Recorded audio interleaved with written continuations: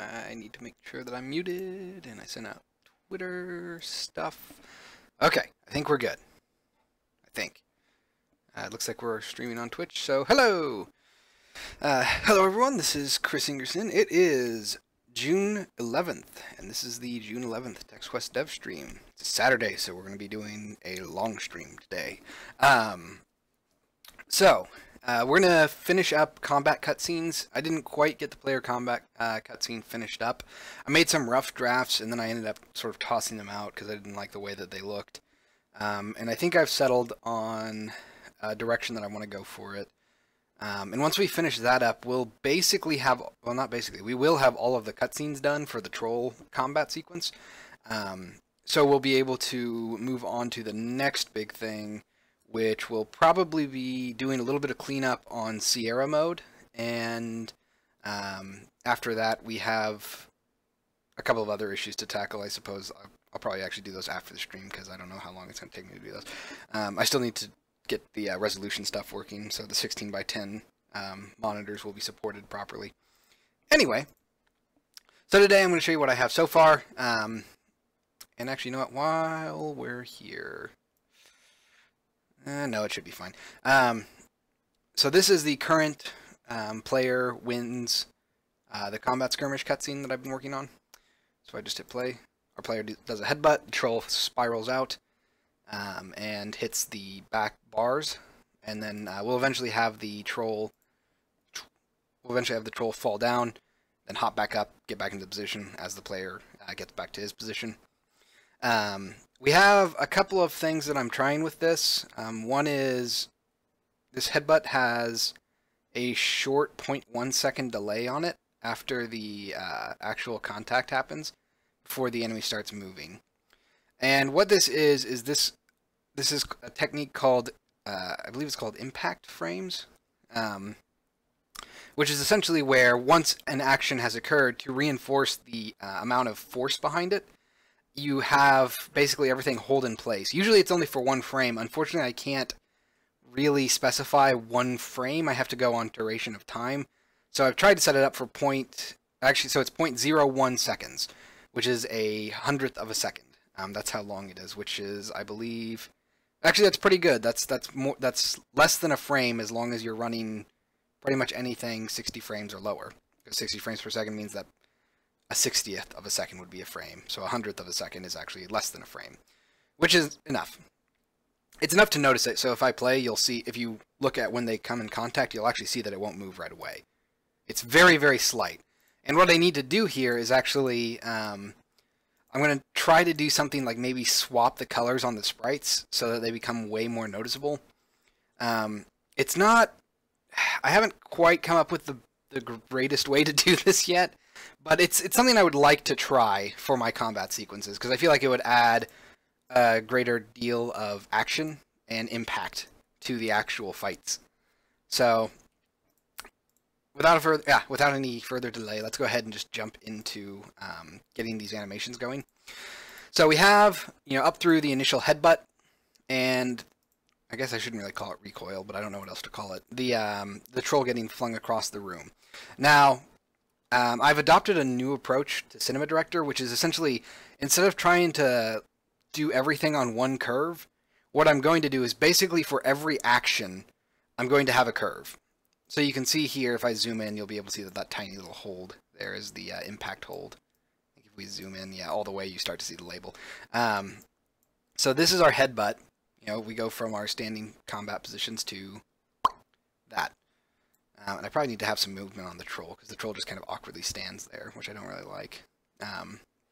So that's our initial positioning and our headbutt on the player. Then we have our impact hold right here, which is 0.01 seconds long. And then our troll has recoil. So by using this approach, it lets me have a much more modular cutscene. And essentially, the main reason I decided to do this was this makes it way easier for me to adjust actions. Because now, instead of having to go in and edit keyframes, I can just edit how long each sort of duration and each action is. So if I don't like that this troll flying across the room is, I believe it's like 0.3 seconds, roughly. If I want it to be longer, then I can just, stretch or compress this as needed. So that's another reason that I've decided to work with this particular type of workflow. All right, so let's go ahead and actually get animated instead of talking about it. The next thing we need to do after we get through the troll coming up here is, one, we're going to add a new actor curve here, or an actor track group. Let's see, I think we want to go up to here. We're going to add a group, actor track group, and this is going to be for dust to come off of the bars when the troll hits it. Because if the troll hits it and then nothing really happens, we're not going to have enough of an impact. Like, no one, it's very, one of the downsides to having 2D characters like this is that it's very hard to tell where they reside spatially. Like, I mean, you can make general assumptions. Like, you can see here that the troll and the hero are obviously in front of the wall in the background, and they're on top of the floor in the foreground. But, when the troll is lined up over here against these bars, you can sort of tell that it's in front of them, but you don't know if it's flat, which it is, by the way. It's actually flat against them, but it's hard to tell because of the perspective. There's no 3D, there's no depth to it. So you have to... it's kind of awkward because you have this 2D object on top of a 3D space, and the sense of depth isn't quite right. So we have to use basically every trick we can to make it feel like this 2D object is actually here in this 3D space. Man, I should go back and watch, like, Who Framed Roger Rabbit and see how they did a lot of that stuff. Well, anyway, for now, we're going to do stuff like audio playing, which we'll do that actually in a little bit too, and having a particle effect that shoots out dust. Similar to how we have the troll press, when it slams down on the player on the ground, the dust comes out. That's to help reinforce the fact that we actually have interactions going on. We have the troll slamming into the ground, and here we're going to have it where the dust will come out when the troll hits the bars. So we're going to have a new actor track group, which I need to rename, and we're going to call it Dust Particle Group, Dust Particles Group, and then we'll also have a new group for audio, so we're going to call this Audio Group. And we're basically just going to use these two when we need them. For now, they're not really going to do anything, although I can probably go ahead and move our particle effects over there. So let's go to Troll Crush Player Dust, Hero Defeat Dust. We're basically using the same dust cloud for all three of these things. We'll probably come back at some point and redo them, but for now, I think they're fine together. So Troll hits bars dust. I don't know what else I would do for the bars. I mean, dust is kind of weird, but at the same time, I don't know what else to do for it. So let's go ahead and we're gonna, let's see, I'm gonna stop the simulation here, and okay, whew. Needed to make sure that my mic was still on. I always get paranoid now because it always seems like I forget to turn it on for Saturday's dev stream. Alright, so if we simulate it, you can see that we have this sort of sphere. Actually, it's a little bit more like an elliptical. But we're going to need to rotate it, I think, 180 degrees? No, the Y rotation is actually dumb. So 90, and then I believe, I don't know, is this 90? It's always messed up. There we go, okay. And actually, you know what, I probably could go 90 on this, and then 90 on the Z-axis, I think. Why is my... Really? Huh. It seems to be counter-rotating to what I want. What the... Z of 90. Oh, fine. Be that way. We'll set them all to be 0. And that actually worked out pretty good. Okay. So its position is going to be -6. And I think it's going to be 2. Nope, 3 from the looks of it. So if we simulate that, there's our dust. I'm actually going to move it to, I think, -5.9. And then if we simulate it again, yeah, okay, a little bit further up. So let's go -5.8. The problem is that some of the dust, you can see it's like clipping through, which I don't like. It kind of looks odd. It looks like it's getting cut in half, which is rather odd. That's not terrible. I'm going to have to rotate it a little bit more, I think. So let's rotate it on the Z-axis by about 30 degrees, I think is what I want. Oh, why did I type 90? I typed 30. Okay. And we actually want negative 30 from the looks of it. Negative 30. Negative 30. Simulate. Okay, maybe we wanted positive 30.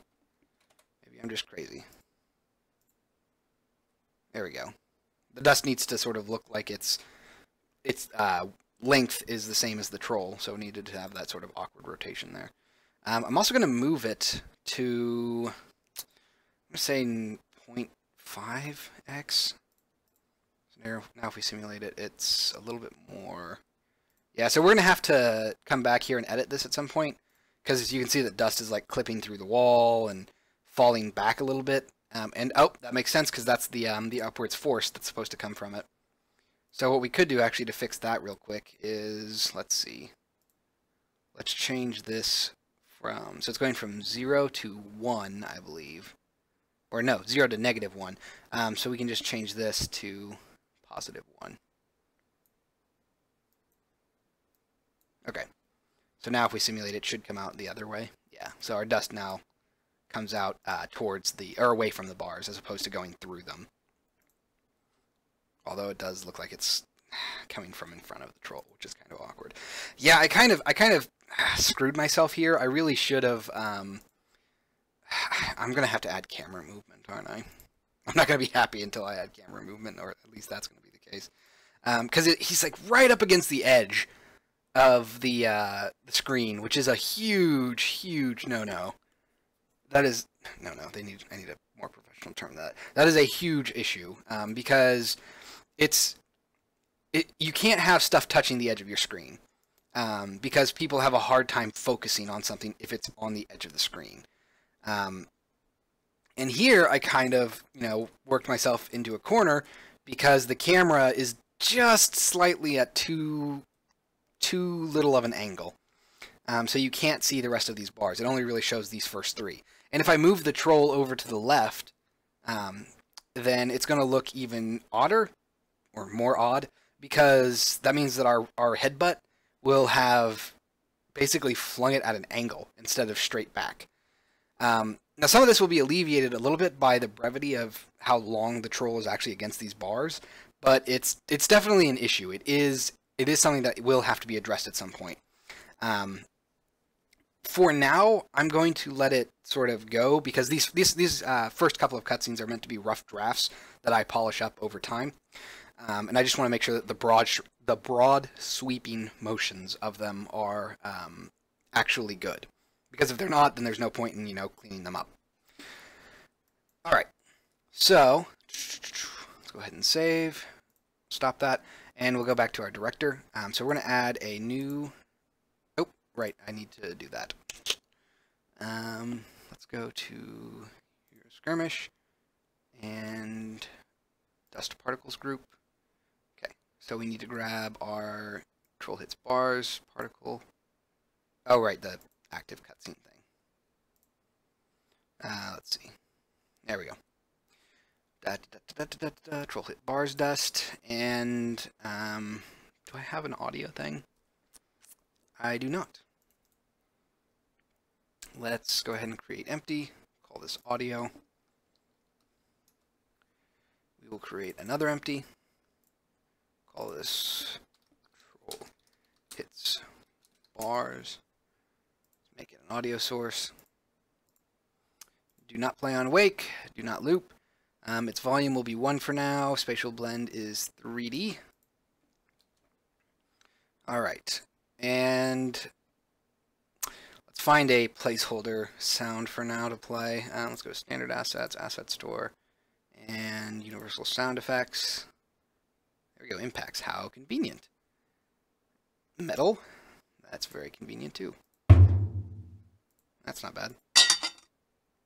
That was, so we don't want clings. Clings are kind of, yeah, way too high pitched.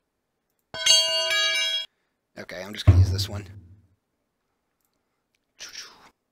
Because again, I just want to get a rough sense of the placement of things. Alright, so let's go up here to assign this group, audio group. It's going to be here. Oh, I missed. Hate it when I do that. Alright, so we're going to add an actor track here and an actor track here. I'm going to rename this to play and play. So we should have some sound and particle effects going in a second. Let's add this. We're going to go to particle system, play, and that's going to be here. And same thing, we're going to have audio source, play audio. Oh, right. Wait, what? Add actor track. Okay, that was awkward. Play audio. I hate how it does this. So I guess we'll just have to do this. Okay. Let's just see what that does, because we've had some issues with this in the past, where it like ignores the audio settings that I've set up, and if that's the case, then I'm just not going to be able to play audio directly right now. But let's rename this to play. Okay, so we have our dust and audio groups set up, and of course we can't really test that in the editor. I have to be playing in order to actually hear that. It's not like the positioning stuff where we can sort of preview it. Oh wait. Maybe we can. Huh. That's so low. Well, it's not terrible. It's just the sound. It's just so lackluster though. It's okay. I also think weird. It sounds like there's a little bit of a delay, I think. So I actually want to move this just a little bit further up. So let's move it to, I'm going to say here. Come on, give me a little bit more. Give. There we go. Okay. Nope, it needs to go like way up. There we go.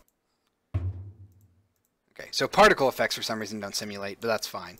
Audio at least seems to do so. So let's see. The next thing we need to do is actually handle our rotation for the troll falling off of the top of the bars. So we need to go from here. Oops.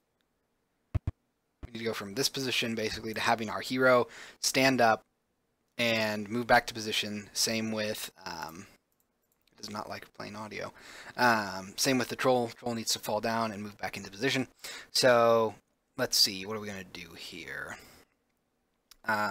First off, we're going to add 2 more curve clips. I'm going to rename this to bar hold. Rename to bar hold. And I'm guessing that this is going to be half a second long. So we're going to have to go to, I believe, 1.1 seconds. No, we'll make it a full second. So let's go to 1.6 seconds. There we go. Okay, so let's zoom in a little bit here. And all this is doing is it's basically just going to, yeah, it doesn't like doing that. It's going to hold this position. And I'm making keyframes for this. I'm you know, setting this up as curves, even though nothing's going to happen. Because it lets me have more fine control over it. So if I want to do something a little bit later, then I can. I just want to make sure that basically there's never going to be any white space between these curves. It also prevents any unexpected behavior from not having keyframes to look at, since I'm not entirely sure what will happen if that is the case. Okay, so we're going to have it, let's clear that. Let's hit play. So we're going to go poof, poof, and then after about a second, it's going to fall off. Okay, so let's go ahead and add a new clip to each of these positions. This is probably, I'm guessing, going to be 0.5 seconds long. Or, no, you know what, it's probably going to be a full second. So this will be, go from 1.6 to 2.6. So let's shrink these guys down. Shrink. so I can actually see everything. Move this to here. Move this to here. Add curve, transform, position. Right click, add curve, transform, rotation. And now we're going to have sort of an odd, almost like a cartoony peeling effect. You know, say like old Tom and Jerry cartoons when they'd get smashed against the wall. They wouldn't immediately fall down. They would instead have this almost like slow peel away from the wall before they fall and slam on the ground. So what we're going to do here, we're going to edit this curve. And so we have 1 second to go from here to the full ground. And let's see, so at 1.6, that's the start of our clip. We are going to be in that position. Let's go for 0.4 seconds. So let's go to 2 to actually peel away. And at that point, oh dear, we're going to have to do this. 359, no. It's going to stay at 340. But our X rotation will go to 90, I think is what we want. Dang it. I edited the wrong clip. I hate it when I do that. There we go. I was wondering why nothing was changing. Alright, so we want to go to 90X, I want to say. Come on, 90. Let's see what happens. Refresh. Oh! Great. Yep. Z decided to move for some reason. You get to stay at 340. Really? Wonderful. So you're going to go back to 0. You're going to 340. Okay. It's not going to cooperate with me. Which means that I have to force it. We're going to delete. Oh no, we want to keep that. We're going to... Of course. We have to force this one back up. Because why not? So yes, we're going to go slight rotation like that. Now we have to be careful because you can see when it's at perfectly 90 degrees, it's invisible. That's the problem with 2D characters. Great. It might be fine since we're going to be moving at the same time. So we're going to go from here. Or even better yet, what should happen is... that's just a terrible positioning though. Is we really don't want to actually peel off in this direction. We should actually sort of peel off almost independent of its own rotation, which we can't really do without a parent object, which sucks. So instead, what we're probably going to have to do is, as long as we move with this, I think we'll be fine. So let's snap here, and again, this is going to be 90. And of course, why wouldn't it? So again, I have to manually press this. I don't know why it does this. It just changes rotation, even though when you don't want it to. Even when you don't want it to, it'll just snap rotation values. Okay, let's edit this, and we're gonna go from here, which is actually supposed to be 2 to -5.9. And from there, we're going to go all the way to... Oh, we got to go to 2 in the time frame, which is also going to be 2 and -5.9. Excuse me. Ooh.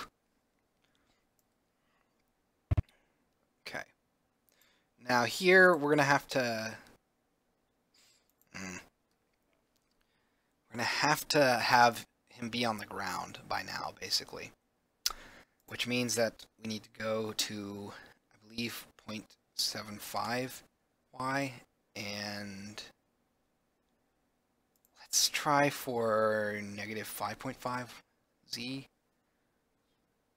Looks like we're getting some z fighting, which is not fun.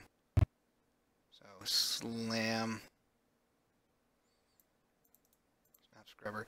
Yeah, okay, so we're going to go to 7-7, I think. Yeah, that'll be better.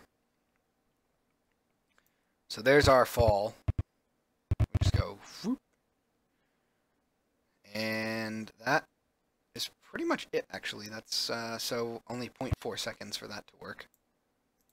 Snap scrubber.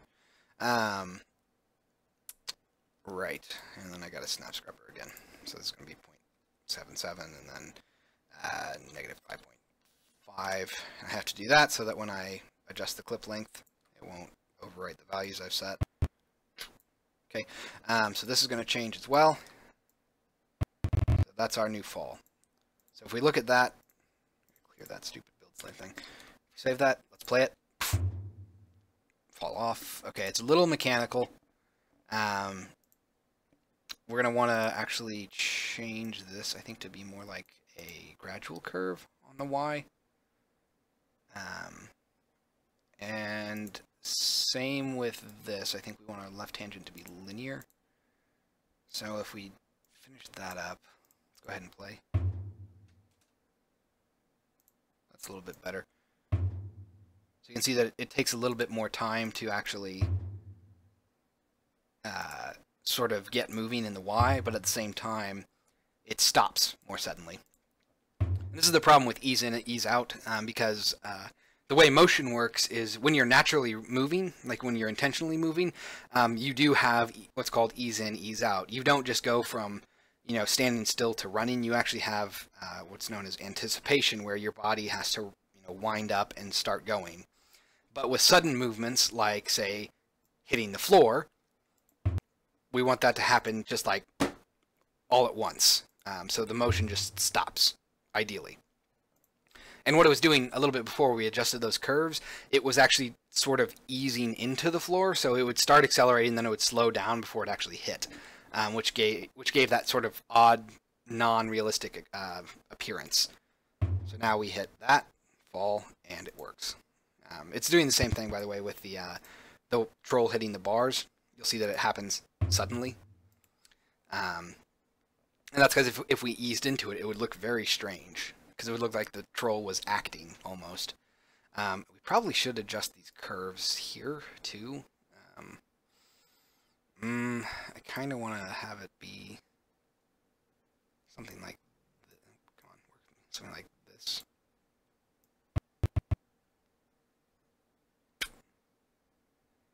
Yeah, I think that works. Because again, it just slowly happens and then it's done by the time it reaches the end. Alright, so let's rename this. We'll call this fall. Rename this, call it fall. Save. And let's see. We're going to need another dust cloud for when the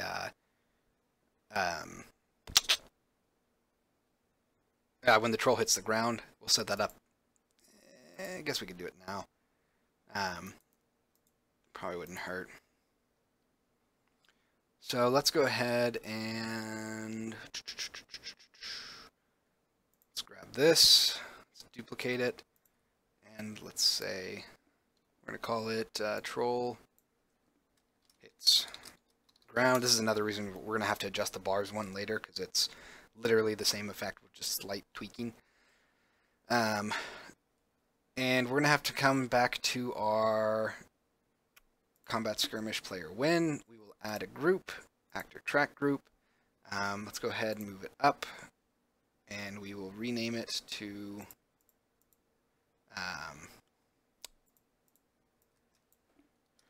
dust particles.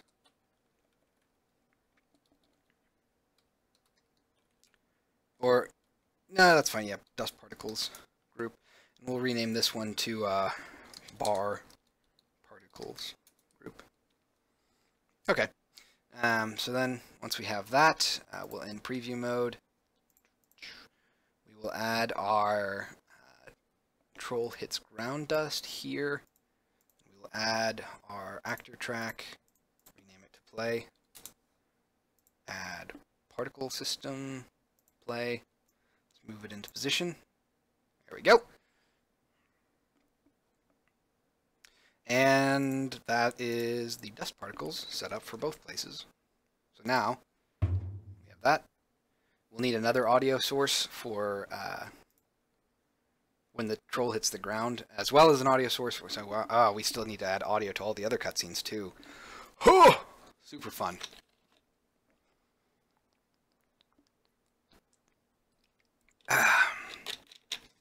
All right. So let's go ahead and say, let's see, what do we need to do? Yes, I know.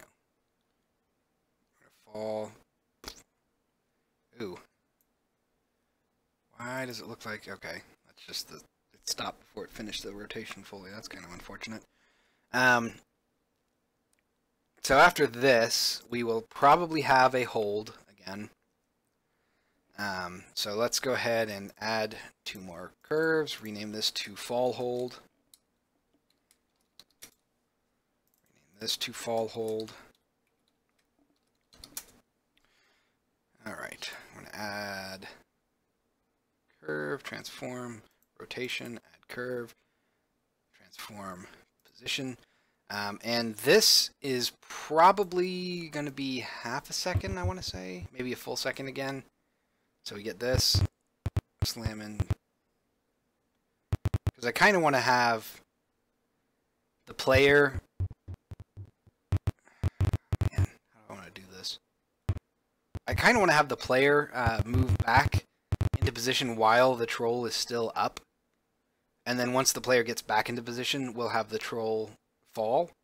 So this is another reason, why it's nice to have these curves like this, because then I can just adjust the positioning. So we'll finish up the troll's movements, and then we'll be able to adjust timing and such once we get the player actually going. So let's see. We have our fall hold. Let's go ahead and make it a full second long for now. We'll just snap it here. Snap it here. So nothing really necessary there. Let's see. The next thing we would need is add more clips. Rename this to hop. Or, we'll just call it recover.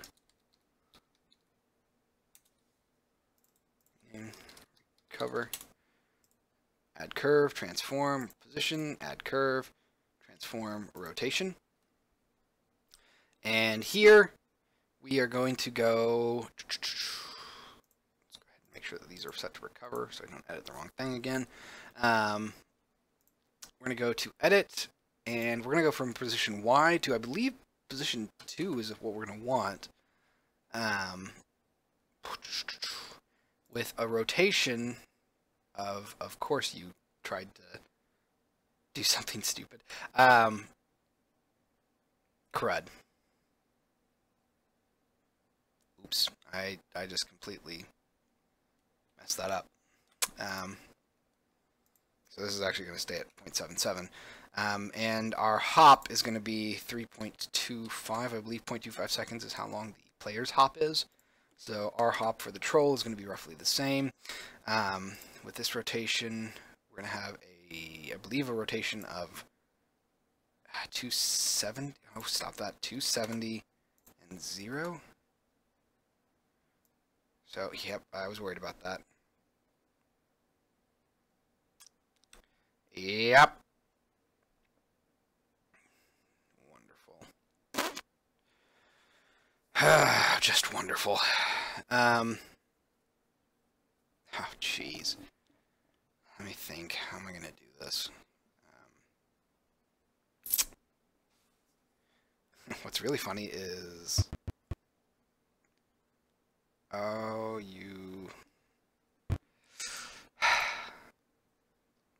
Watch.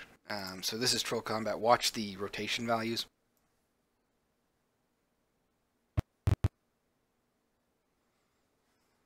They basically jump around randomly, which isn't that wonderful. Because I have not done any Y rotation intentionally. It's just been the way that it's been snapping, because it loves to cause me pain. let's snap to here, and our position here is going to be -4. So we'll actually sort of hop up.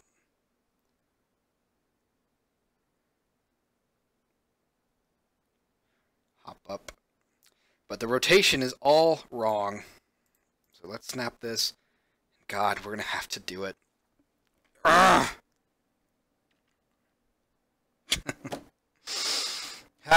What are we going to have to do, you ask? Well, we are going to have to go over the 360-degree line, which means I need 2 curves here. Joy. So instead, I'm going to go ahead and zoom in here. Come on, give me some snapping points. Oh, wunderbar. Ah, good, there it is. Snap. And this is going to have to go to... Oh, boy. Nope. We're actually going to have to snap down here, aren't we? This is going to be 0. Okay, hold on. This is going to be 0. Now, why 0, you might ask? Because we basically... Oh, crap.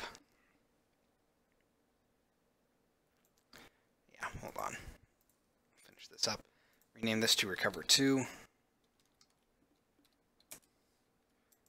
Add curve, transform, rotation. We basically have to sort of match values on angles to actually get it to do what we want. Because if we can't, for some stupid reason, Cinema Director will not go beyond 0, so you can't go into negative values with the fields.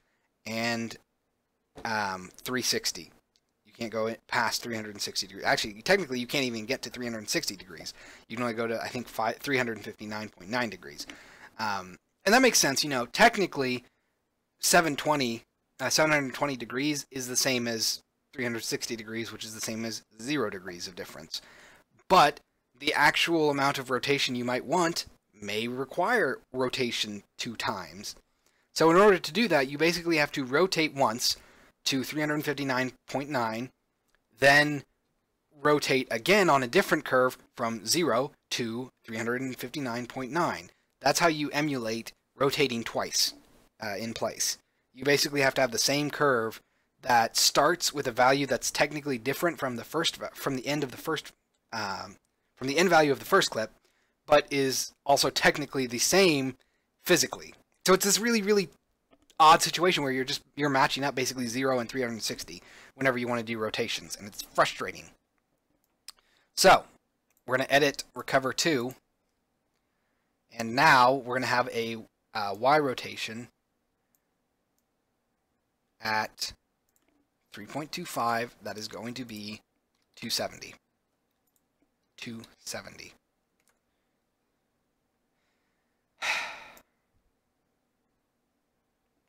And a X rotation that is 0.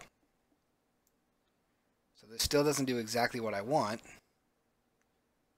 because, and this is fun, we're going to snap the scrubber. We're going to make you 50x. I'm going to finish this up. Let's go to Recover, Edit, and, oh, wasn't that nice? Are they adjusting to each other? I really hope not. That would be unfortunate. It might be. It might be. Ah, dang it. I think it is. That's probably because they're on the same value. They're in the same time space. Great. Well, that's unfortunate. Okay. Nuts to it. We're just going to drag the keyframes. I hate doing that. I hate doing it so much. But we have to. So we're going to go to Recover 2, edit this, and at 3.25 time, instead of going to 270, we're actually going to go to 0.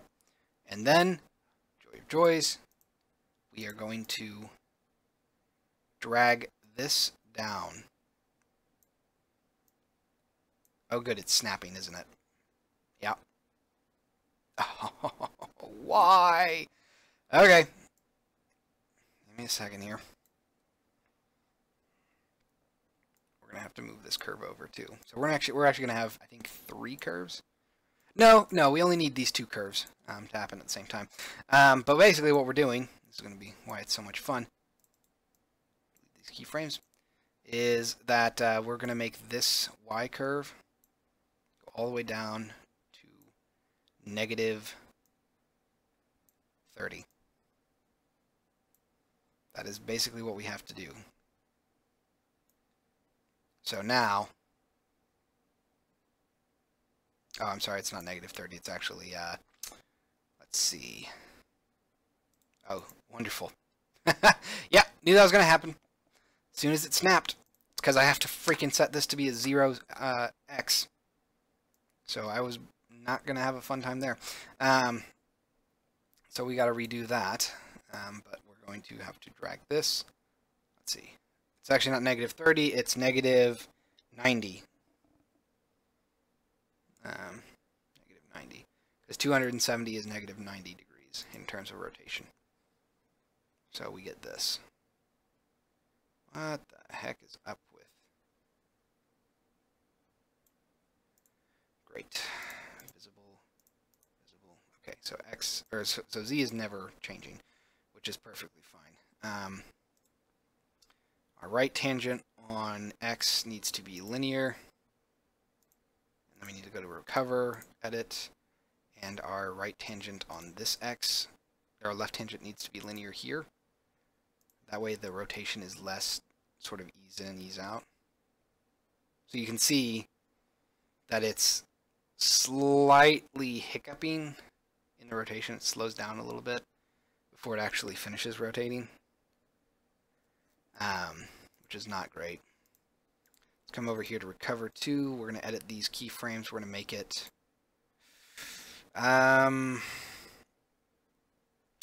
again, I think we're going to want to say right tangent is linear. Finish that, go back to recover, edit this, and say right tangent here, or left tangent should be linear. Because again, what that's going to do is it's going to cause less of an odd hiccup. So it looks more consistent across the board. And then I think we're going to want to slide, recover 2. We're going to change our tangent here as well, just to be a little, not quite linear, but a little less curved, so that the motion isn't so slowed down near the end. Okay, so now here is what our, let's go ahead and just stop, I guess.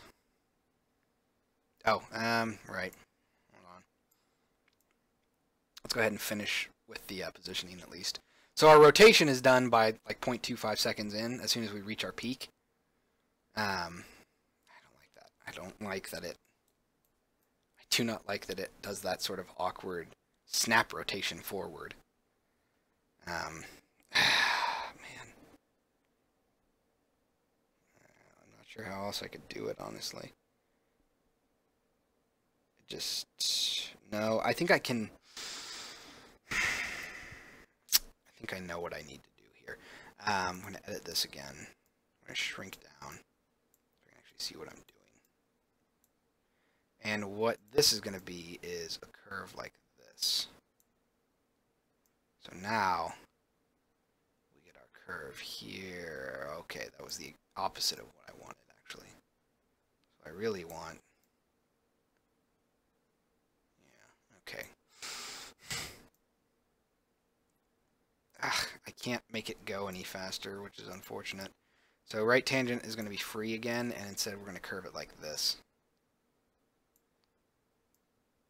So now, yeah, now it finishes up a little faster. The unfortunate side of that is that this part is no longer as smooth. It sort of snaps. You can see that it just picks up speed suddenly. But it might be a short enough duration that it doesn't matter. So let's hit done. Then let's snap to here. And then let's go back down by 3.4. I'm going to say I want to be back at 0.75, -4, and then That's our recover. Then the last thing we need to do is our movement. So let's shorten this.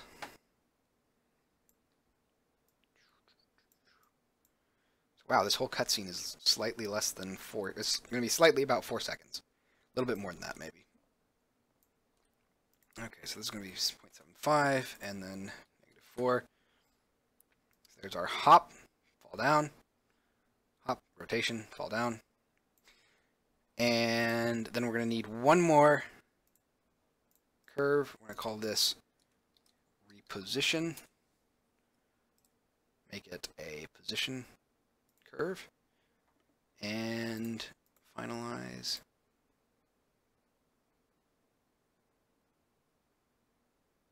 Huh. Oh. Because I already made it. I was like, I don't know what happened here. I also need to make sure that these are all set to be finalized. I realized I haven't been doing that. If I set these to be revert instead of finalize for revert mode, what happens is once the animation is finished, it goes back to the initial value that the animation started at, which causes odd animation behavior for obvious reasons. Because it basically like snaps your positioning back to the beginning, which is not what we want. We want to make sure that these are all set to be finalized. Maybe I did it on the initial curve. Oh wow, I didn't do it on any of them, really? Thought I set them all up. Apparently not. That's pretty terrible. Gotta do it on the hold clips too. Finalize and finalize. Okay. So now the last clip we have is repositioning, and that's just going to be basically change this to reposition. Let's edit. And it is going to say let's. I think we can go to 4, so 0.6 seconds to get back in position because you're only moving 1 unit, which is perfectly fine. So this, and we're going to say -3. So by then the troll will be back in the position it's expected to be in. So actually, I should just shorten this too. Yeah. This and then -3. Okay. So that's our entire troll bit of it. So if we save, we go out of preview mode, and we hit play, poof, fall down. Hop. Oh wow, that hop was super fast. Okay. Okay. So yeah, we need to stretch that hop out a little bit, and that's why we do these curves like this. So let's. The repositioning I think is fine in duration. Let's change. So our recover clip is about 0.25 seconds long. Let's stretch that out to 3.4. That's from 3.25, correct? No, that's from 3. So it's 0.4 seconds long, and that's still too short? Okay, well, let's make it a full second then. Let's go to 4.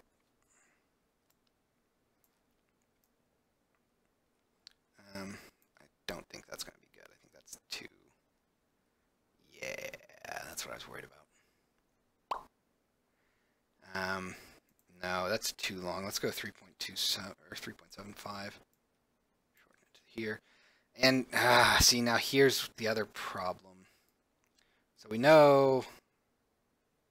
Actually, no, that might be fine.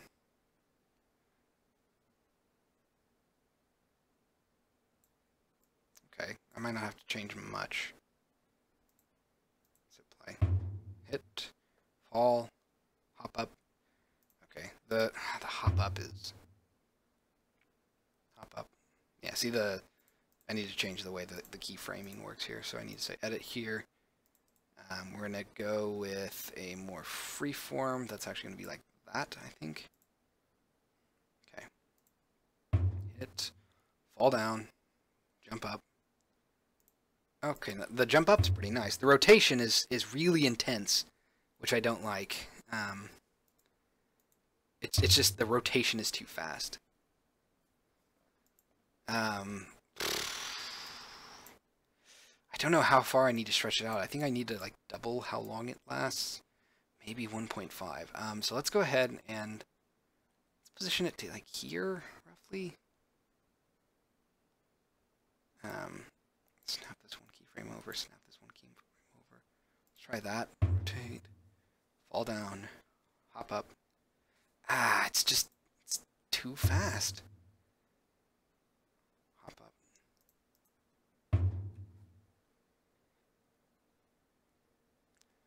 Maybe not.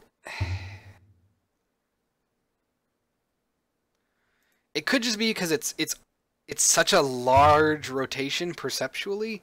It's really a tiny amount of movement when you think about it. It's not a lot. But for some reason, the rotation itself feels fast. And I think that's because it's rotating from the bottom. So whenever you're rotating a long object, it looks like it's rotating faster.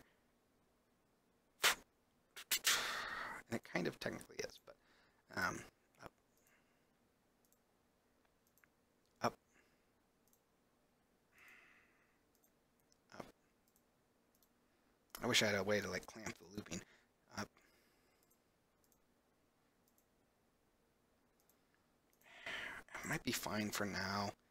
It could also be that it looks like it's snapping into place. You'll notice that it like has a little jerky motion. Which is weird. I don't know where that's coming from. Stand up. Oh, it's that. Okay. It's because our curves are wrong. Our curves changed. That's why. Now let's take a look at it. That's a lot better. Okay, that's better. I didn't realize what I was doing until I actually looked at the curve. The curve, since we stretched it, the curve actually changed a little bit. So instead of being this gradual incline, it actually it overshot and then came back. So that's why we were getting that sort of wobble, where it looked like it was snapping wrong. That's because it technically crossed the position that we wanted 2 or 3 times from the wobble.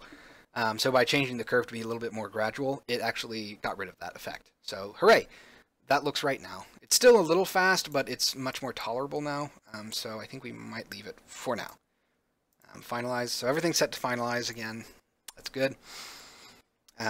So we're done with the troll, I think. At least in terms of the actual animations being done. We still need to time them with the player stuff, which we are setting up now. Well, in like 5 seconds after I get a drink.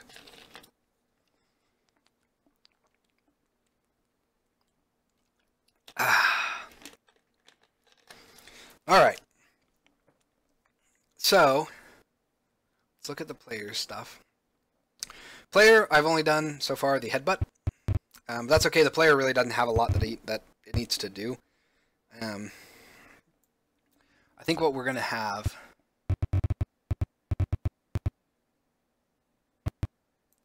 Let's go to 1.5. And...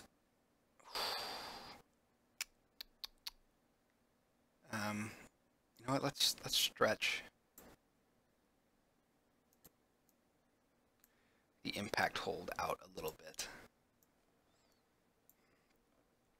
So we're going to stretch the impact hold all the way out to 1.5.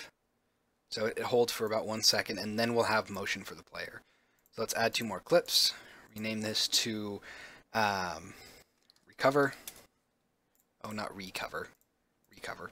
Stop it. There we go. Rename this recover. Alright, and then we will add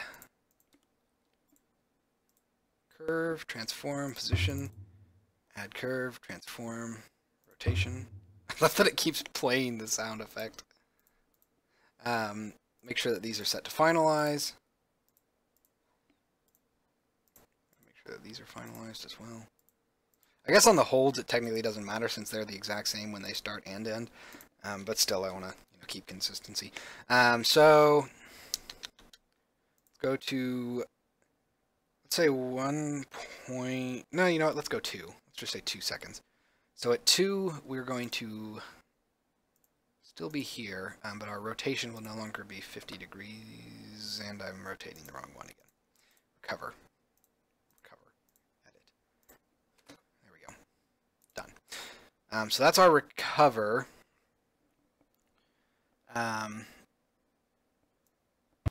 So if we look at that,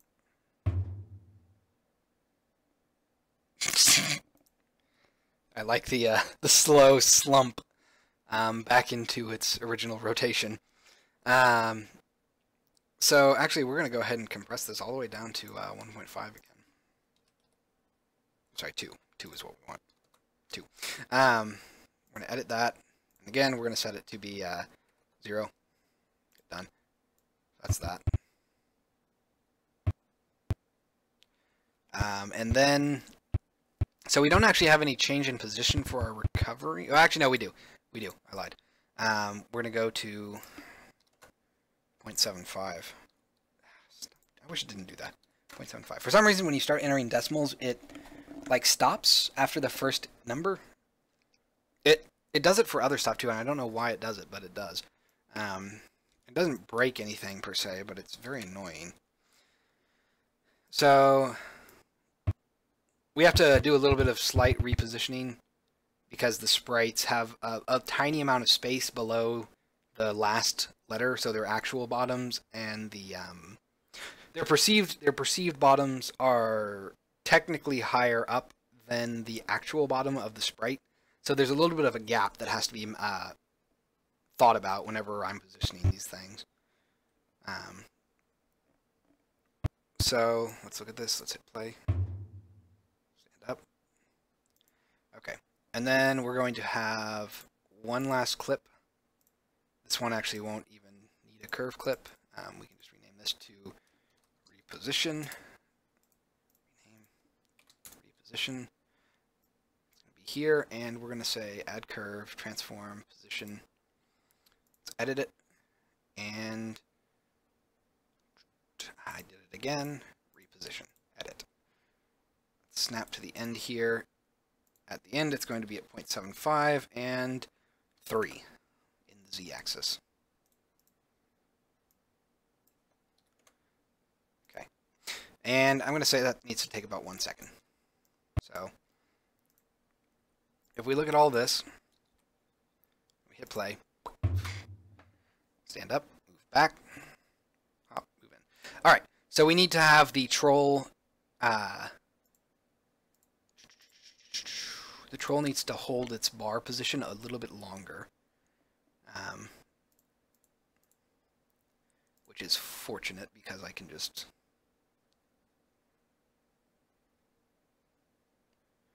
maybe I can just slide these guys around, which is nice. But what's going to end up happening is, do I want to wait until the reposition is done before he falls, or should he start falling as the player moves? Because that's two things on opposite sides of the screen that need to be focused on, and I don't like that. So I think what we're going to do is we're going to move these guys out a little bit further.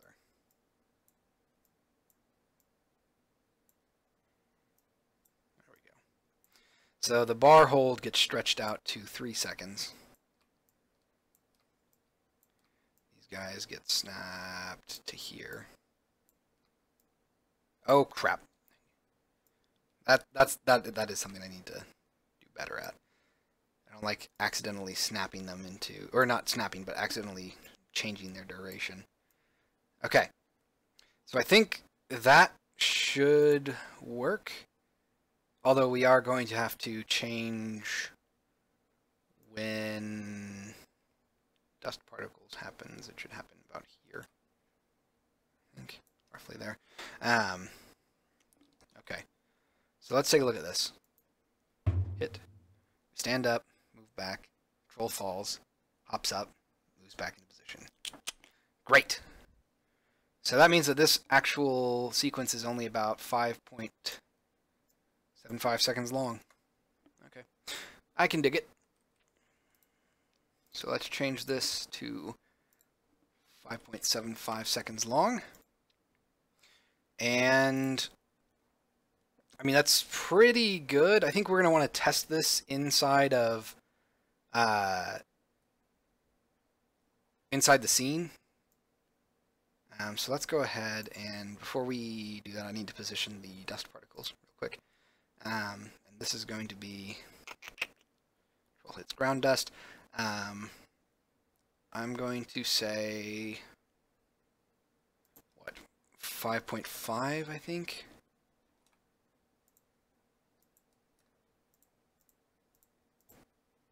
Sorry, negative 5.5. Negative 5.5. And actually, it looks like it's going to be more like negative 5, negative 4. There we go. That's not bad. Okay. So that's all of our animations. So let's plug that in. And then we'll go into combat and see what happens. Oh, it's already plugged in, right? Because I made it a long time ago. Okay. Let's turn off preview mode. Oh, right. And because of that, I'm going to have to, once again, set up my player positions, which I'm really not liking. I need to find a better way to do this. So we're going to say 3, 0. Let's see, it's negative 3 and 0 rotation again. Okay. So now that everyone is all lined up, we should be ready to go. So let's go ahead and go into our sewer level, and we will initiate combat.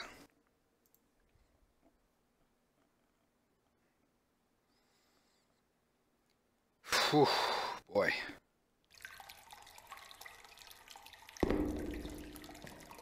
Alright, let's hit it.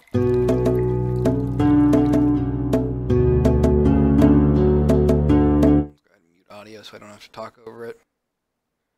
We get our health initialized. Let's go into battle. Kick, stomp, attack, hit, attack, stomp, crush. Why? Wow. Okay. That is super fast. Not gonna lie.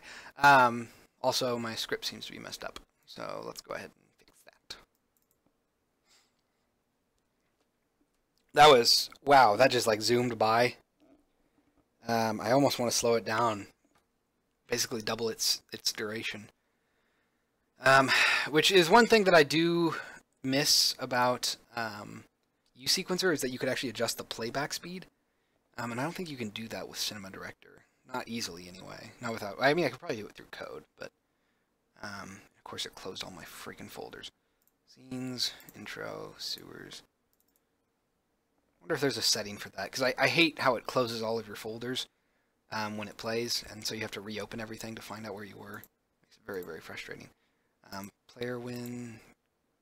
Yeah, I can't... I can adjust the duration, but I cannot adjust its playback speed, which is unfortunate.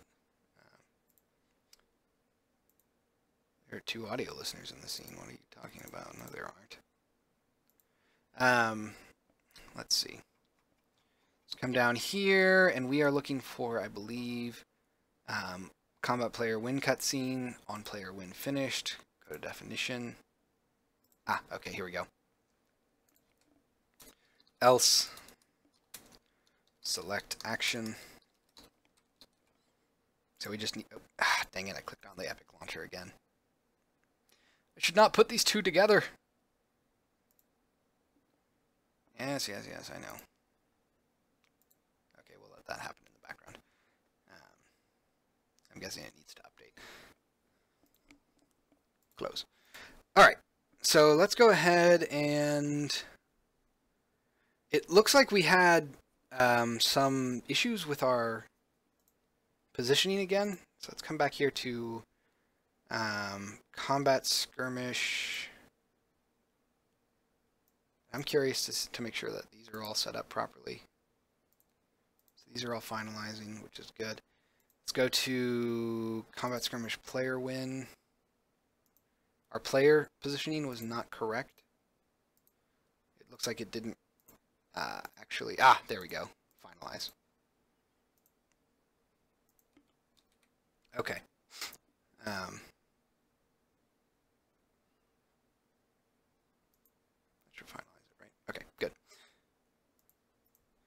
So let's go ahead, save that. Let's go back to our sewer level. And let's hit play.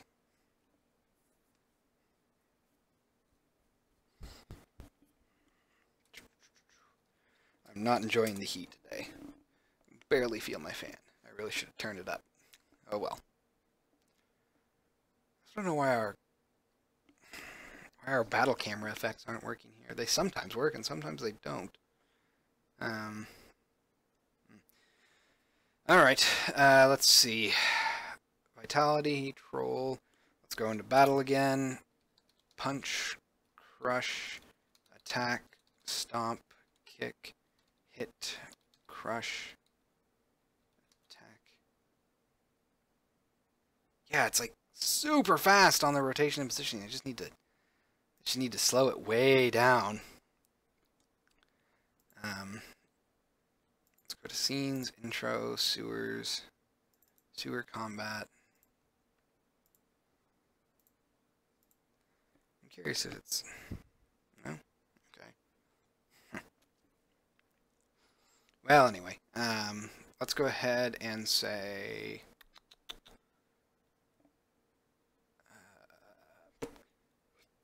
director, and we need to change our combat skirmish player win. So we basically need to double this. It needs to be, well, maybe not double, maybe like 1.75 times as long. So I'm going to stretch it to, I'm going to say 9 seconds. Actually, no, I'm going to go to 10. I'm going to say just a flat 10 seconds, because I think that's how long our enemy win is. No, our enemy is about 8.5 seconds. So let's try for that, 8.5 seconds. So go to cutscene, player win. Let's make it 8.5. So we're going to have to go to this blue line up here. That's how long we want to be playing, or we want to have this cutscene play out for. So the first thing that we're going to do is basically we're going to extend everything by just a little bit. Fortunately, I don't think our impact... Okay, see, that's the only one that sucks, but everything else is fine, so I can just sort of freeform adjust this. So let's go ahead. This is going to be the last thing, which is, of course, going to be super awkward to position because it's not on the end. There we go. So that's our last motion. It's going to go here, probably. Go here. Here. Just kind of dragging them out a little bit to give us some space. And then we need these guys. Okay, so recovers. Oh, crap, I did it again. There we go. I adjusted the length when you don't want to do that. So we're going to position this. Let's drag this out a little bit here. And bar hold. Okay. So, what we need to do now is... Let's see. So our recoil is... I'm just going to arbitrarily stretch it out to here. Screw it. We'll go one more. Okay. So the initial headbutt is too fast. 0.2 seconds is not enough. So let's move this stuff to here. I'm going to say. And then we're going to move all of this over. Okay. So we're going to make our headbutt 0.4 seconds.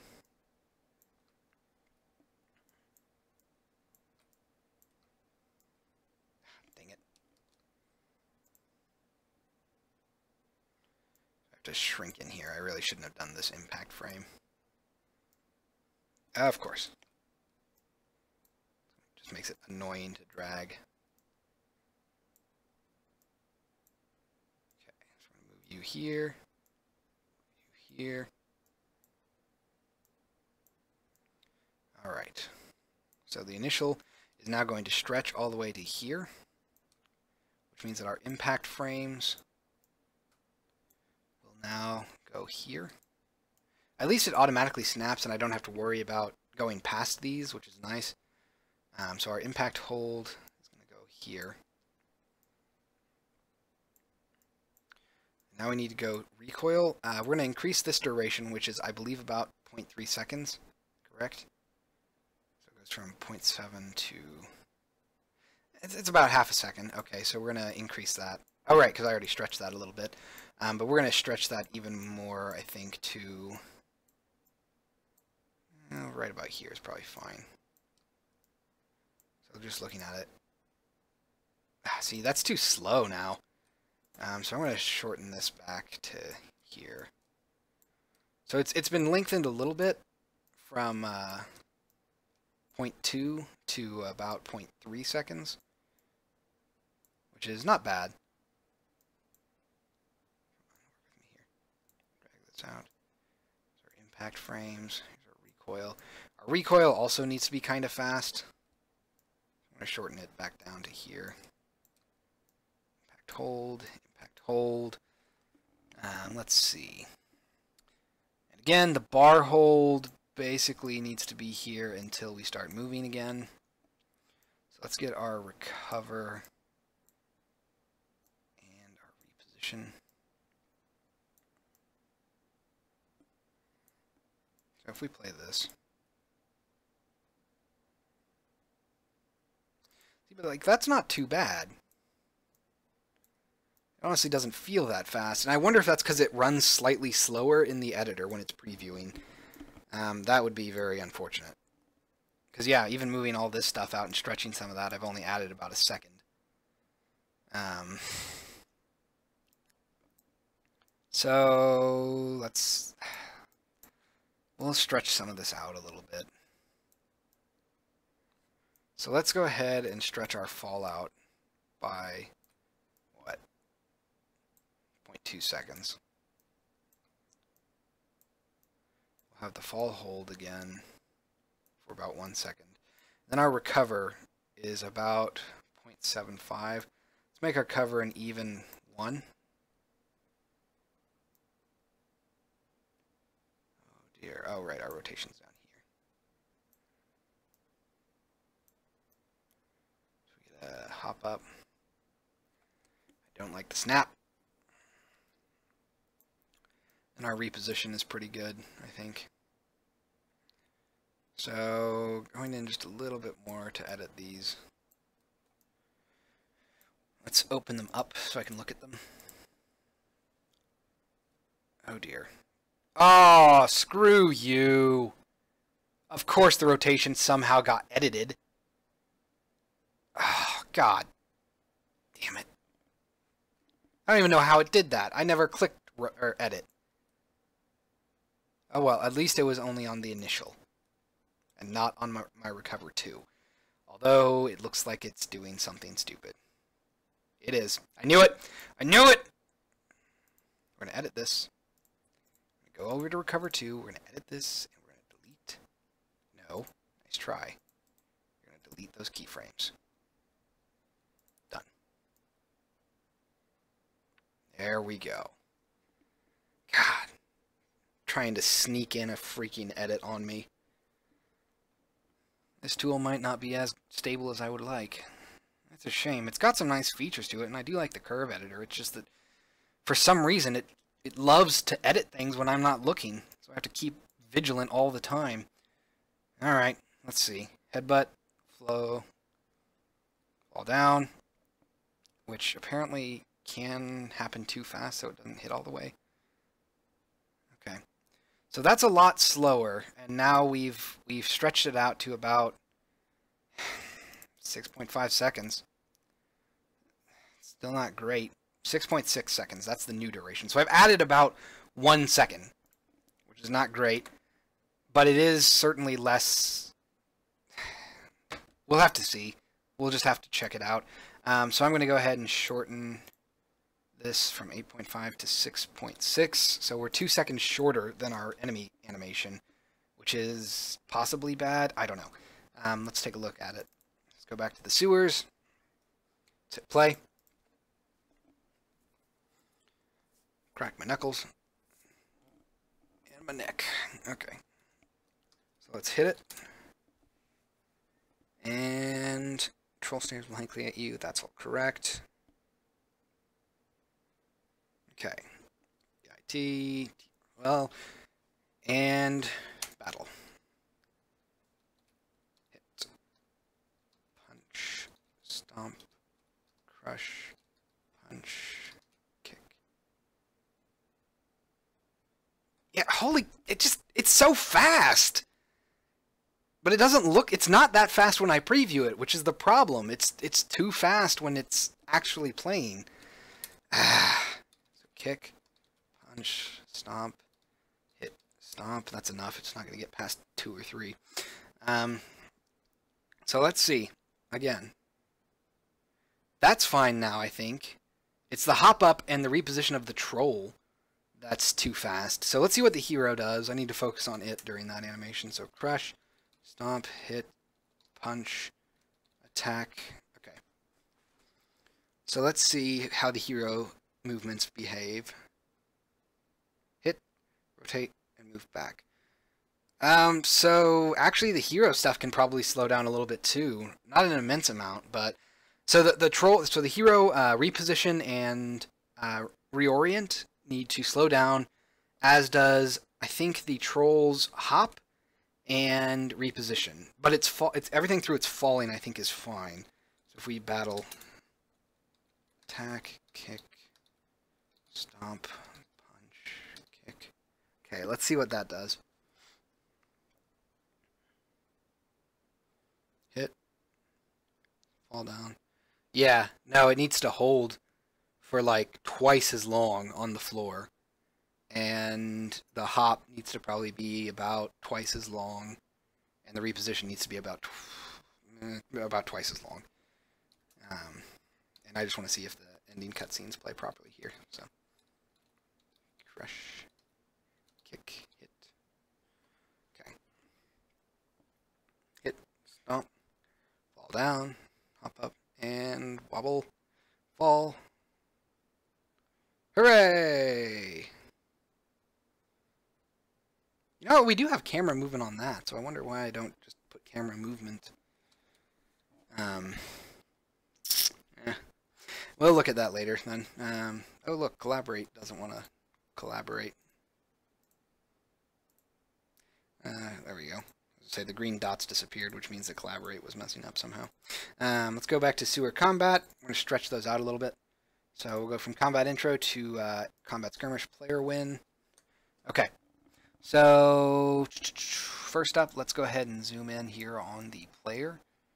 So we're going to change our reposition. Our reposition is, I think, 1 full second. But I guess let's make it 1.6 seconds from the looks of that. Can I shorten that a little bit to 1.5 seconds? Come on, don't make me do that. There we go. And I guess we'll extend our... So our recover is... what? From 1.7... So it's 0.5 seconds. I guess we could stretch that out to a full second. It might be fine if we just snap it here. There we go. And just real quick. So that's at 3.75 from... wait, really? Maybe I've just been really skewed in how I've been observing these. So it's from it starts at 2.5 and goes all the way to 3.75, which is it's not even 1.5 seconds. What the heck?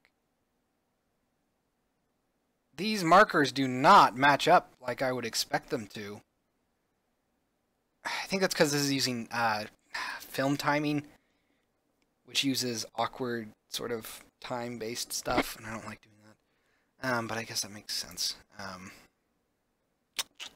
So we'll lengthen this all the way up to 4, which means that we have a couple of things that need to happen. One, I'm going to increase our duration to 8.5 again. I don't think we'll get to that, but that's better to have the extra space to work with. Although our fall hold does need to last a pretty long duration, doesn't it?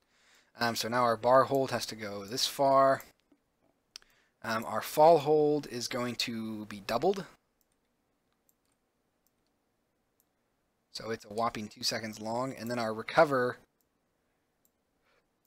is... Oh, you know what? God, I might be... let's not do a full second on, or a full 2 seconds on the fall hold. Let's do 1.5. And then our recover needs to probably be bumped to... I'm not going to say 1.5 seconds, but maybe like 1.25. So something like 7.25. Because it is a full second. Check our rotations again because we got to snap everything. So we're going to jump up, rotate. Yeah, okay, so I need to... Oh. I'm going to have to edit the curves. It's been so long. Let's edit these curves. They're going up. They're overshooting again, which is always a problem. What I need to do... No, that's fine. There we go. So we're going... Whoop,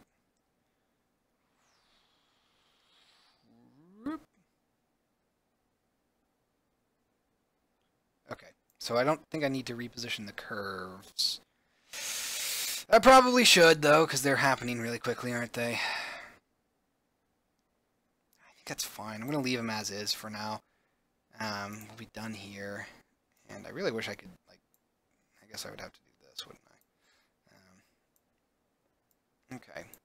So now we've added 2 full seconds to it. So we're at 7.75, I'm guessing. No! Really? That's an awkward... Really? Okay. Really? Weird. Okay. Let's go ahead. And... So this goes from 7.2 to 7. Wow! It's like 0.6 seconds. It's not even a freaking... No wonder it's so fast. These values really throw me off for some reason. Yeah, so this is the full second. Jeez, that's insane. Okay, so let's make it 8.2 seconds long.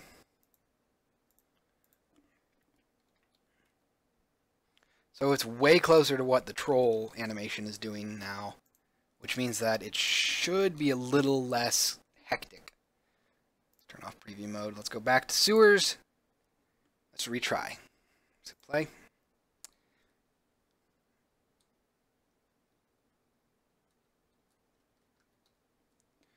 And we'll hit it. Okay. Troll stares blankly at you. Alright. Let's go battle, punch, attack, punch, kick, hit, stomp, attack. We're good. The first fight, it's not meant to be challenging. Fall, up. Wow, it's still too fast! So that recovery just... I need to move the keyframes, I think. I think stretching it is not enough. Which... That makes sense. That makes sense. I'm dumb. Okay. I'm going to look at the player stuff, see if it looks good. Stomp, kick, punch, crush. Hit, rotate, move back. Player looks fine. It's... I think the last thing that needs to be adjusted is the troll snap-up rotation. So let's go to battle, attack, stomp, attack, kick, crush. We're good. It'll only ever get 2. Hit, fly back. The fall is pretty fast too, but I think it's fine. So yeah, okay. It's the hop up on the troll is the last thing that needs to be slowed down. Let's go to scenes, intro, sewers, sewer combat. Let's go back to combat skirmish player win. And this is what we want to do. I think we're going to want to edit recover. And I'm guessing that we want to position this closer to, say, so it starts at 6 and ends at 7.25. So we probably want to get closer to 6.5 for its actual hop position. So let's say 2. And a position -3. And actually it's going to be -4. I just wanted to have a keyframe there. And then I'm going to delete these keyframes. So that means that our hop is more like a... There we go. Okay. So that means that this needs to be stretched a little bit. This. Alright. There we go. So let's go ahead and I'm guessing we're going to want to stretch this here and maybe this here. And I think we're going to have to edit our curves on Recover 2 again. Yep.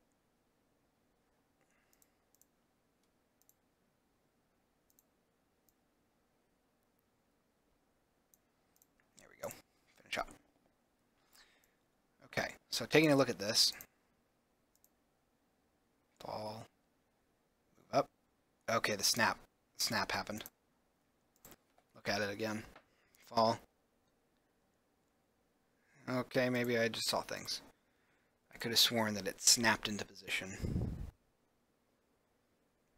No, it seems fine. Okay. Well. I actually do think that we need to change. Let's go to 6.75 on this.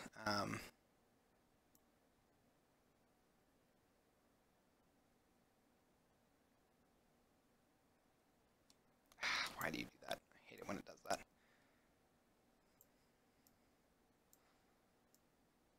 There we go. So that means that these guys need to go here. Stretch a little bit more. And then we're going to have to edit the curve again. Okay.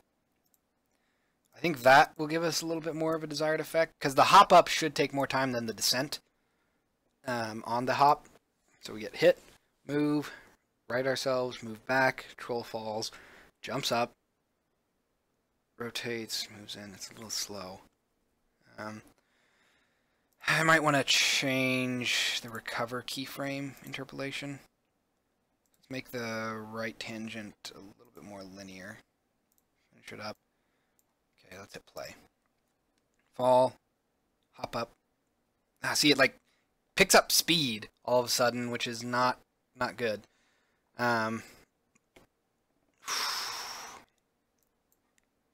You can see here, yeah, you can see that it sort of slowly starts to rotate and then it just all at once. Which I'm guessing is, yep, right there. It's the curve here. Let's zoom in on that. We gotta adjust some values then.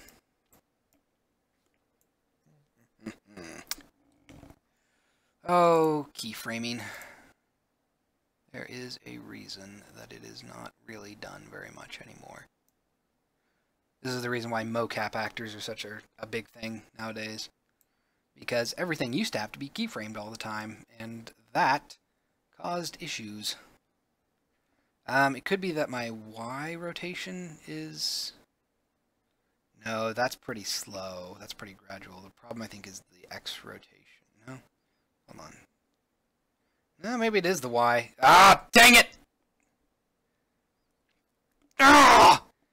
I forgot that I can't release in that area. Great, now all that curve is messed up. Great. So... Oh no! Hooray! It actually kept it. Good. And I can just delete this. Whew. Dodged a bullet there. I would have been incredibly furious if I had to reposition those curves again. Because, God, I hate that it snaps and it edits like that. So, let's go ahead and try this keyframe. Maybe it's this one that we need to adjust. Right. It was originally curved like that, I believe. So now, okay. So it is still noticeable if we hit play. I'm going to finish editing this first. We hit play. So it's still there. It's still too much though. Maybe it is the curve on the X.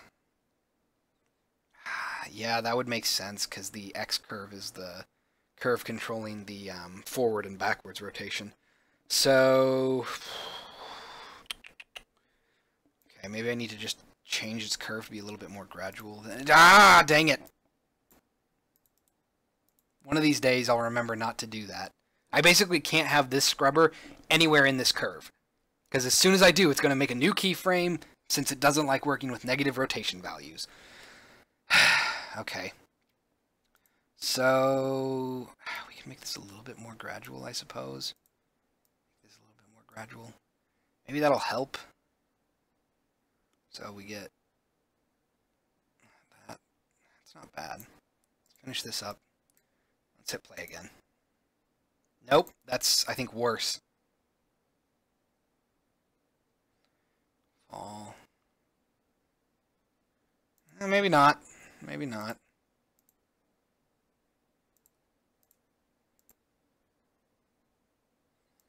See, it's very hard to tell. But at the same time, it's slower. It might be slower, but it's more mechanical because of it. There was a reason, after all, that I had this curve going like that. Because I need a faster rotation there. Otherwise, it looks slow for some reason. It's not very snappy, which is not great. I mean, I could probably fix this by going over to recover, changing its curve to be free, and then slightly curving it up, I think. So now, if we do this, we have a bit of a snap, but it's much more organic, I think. Okay. So let's go ahead and save that. Let's go back to the sewers, and then let's try it again.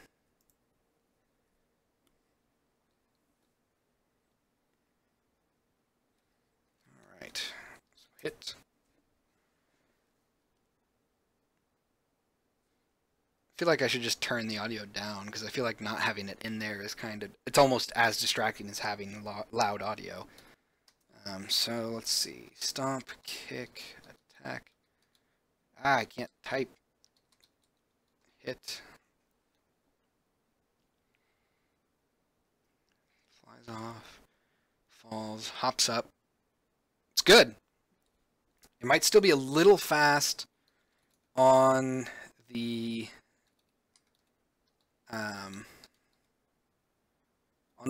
on the fly off. So headbutt, fly off. So the fall might be a little fast still, but just, yeah, I think I would want to slow them down a little bit.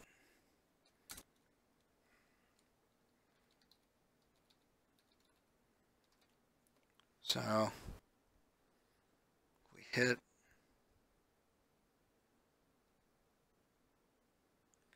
Yeah, the fall is really fast. And I almost think that the hold on the ground should be as long as the cloud, as the dust cloud is. Maybe a little longer. Also, I want to try something. Okay, good. Never mind.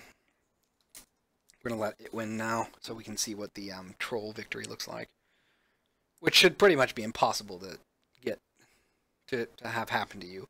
This first fight really is meant to be very easy. So like its speed is fairly slow, but I like it like that. I feel like it works a lot better. Like everything feels, you know, not fast, but not super slow. Versus the player's cutscene is just super speed by comparison. So if we go now, hit, he flies off. Yeah, just everything is too fast.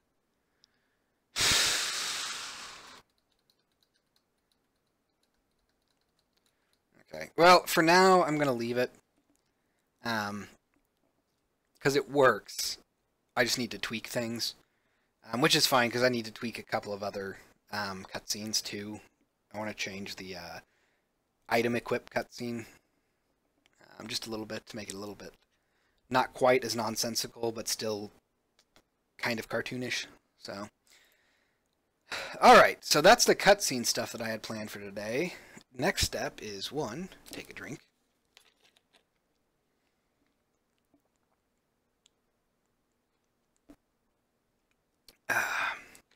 And then, let's see, what else do we need to do? Think. The next thing I would say we want to do is not the resolution stuff, because that will take too long. And I'm not sure what it'll do. And it's going to be all code, which is kind of boring. So let's think about how we want to set up the Sierra mode puzzles. So actually, if we go to, oh, you know what? Let's go to the castle real quick. Get rid of this goat mask. Hit save. And then let's go to scenes, intro, castle. Whew. I do not like this weather. It's like 90 degrees here and humid. Which for where I am, that's a lot. I'm on Indiana, which is the northern parts of the US, and that is we can handle cold, but we cannot handle heat very well. At least not humid heat. Dry heat's one thing, but humid heat sucks. Probably should have my AC on, honestly. Okay. So, I wonder if my global illumination looks wrong. Weird. Let's see. We are going to... Oh, right. That's what I was saying. I knew I had something I needed to do. So, let's see. We have wax key, goat mask, all that's being spawned in. Good. Okay. So, let's go ahead and... We're going to play on Sierra mode. We might also make a custom inspector for this if we have some free time later. We'll see. I like making custom inspectors. And I just made a custom inspector for the base level manager stuff, so it might be fun to make it for this too. Anyway, and actually, before I forget, I would like to check if these are even being used anymore. I don't think they are. Nope. Because I added a thing to get rid of them, so we can actually... I think that is. We can get rid of that, though. So, lit color A is not being used.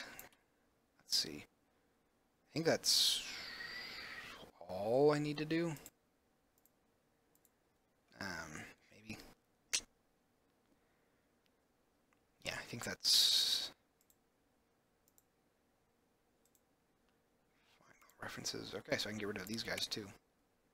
Nice. So I just cut out, what, 6 fields? Which I should have done a long time ago, honestly. I segmented that, or I broke that code out, because originally the Castle Quarters Manager was sort of checking when the scene loaded and saying, like, oh, have these values been set to true? If so, then we're going to do stuff with these meshes and these materials, and these emissive colors. But I've since broken that out into its own script so that I can use it across levels instead of just like having to recode it multiple times. I still need some reference to these pipe materials, otherwise they won't get generated properly when Substance is supposed to generate these materials. So I have to have them here, or at least somewhere that I could easily get them, so I'm just going to leave them there for now. Anyway, so let's go ahead and go to our splash fade, which is our first scene in the game. This is what takes us from Unity's fade screen to our own stuff. And it's what we use to load our resolution and all that other stuff. So let's skip all this. Oh, I guess I unlocked my, I cheated and I unlocked something through code. Let's go with a new game. Chris. Yes. Normal. I am right-handed. My favorite color is green. And am I a hero? Of course. Oh, wait. I was stupid. Oh, hold on. Q. And back. Sierra. There we go. I got used to filling this all out, so I forgot what I was trying to do. I want to try Sierra mode. Right-handed, green, yes, and yes. Okay. So we're getting through all this stuff. King. Have it generate everything. Okay. And I'm going to go ahead and turn on audio, because it's not as terrible here.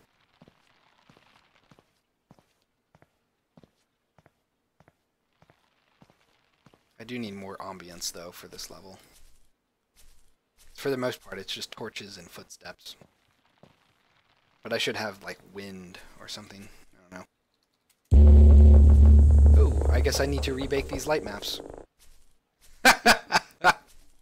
That looks awesome! Huh. Well, that's a screenshot. Okay. That's really funny. I wonder if these substances just didn't generate properly, I'm guessing. It's usually what happens is that the substance comes out as a solid color. That's... You know, if this was a sci-fi game, that would actually look pretty damn cool. But unfortunately, this is a fantasy game, I suppose. So, can't really do that. Alright. Oop. Ah, we need to make a particle effect for that, too. The lightning for the wizard appearing.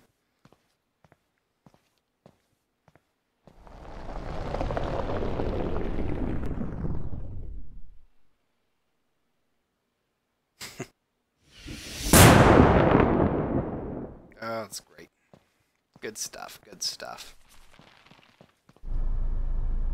Okay, so that's still working. I want to make sure that we had music, or not music, but sound effects for the magic. Let's open that. Okay.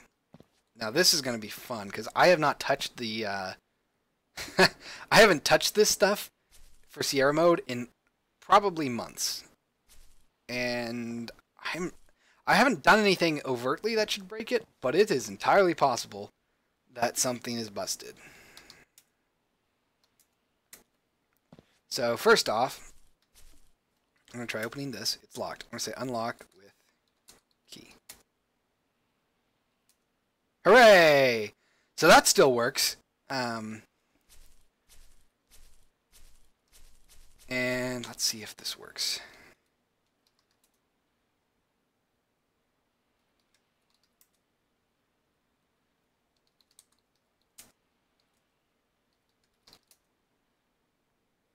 I need to fix that.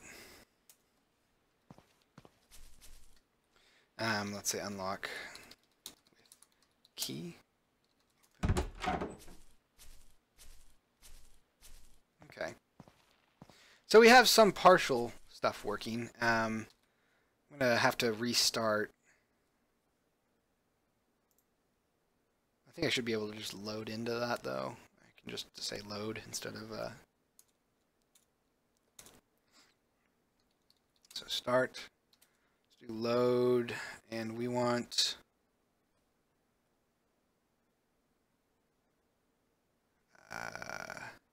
oh, that's interesting.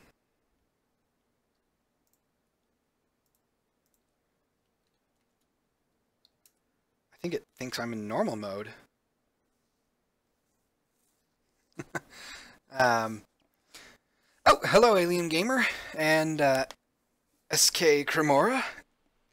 Yeah, it's a first-person text-based adventure. And we'll see if everything works properly this time. But yeah, it's definitely fun to develop for, and also a nightmare.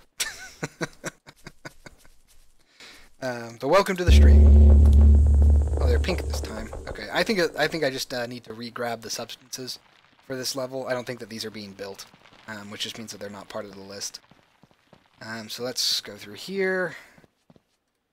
I probably should have just turned on clipping, because there's no reason to watch this terrible cutscene that I need to remake anyway.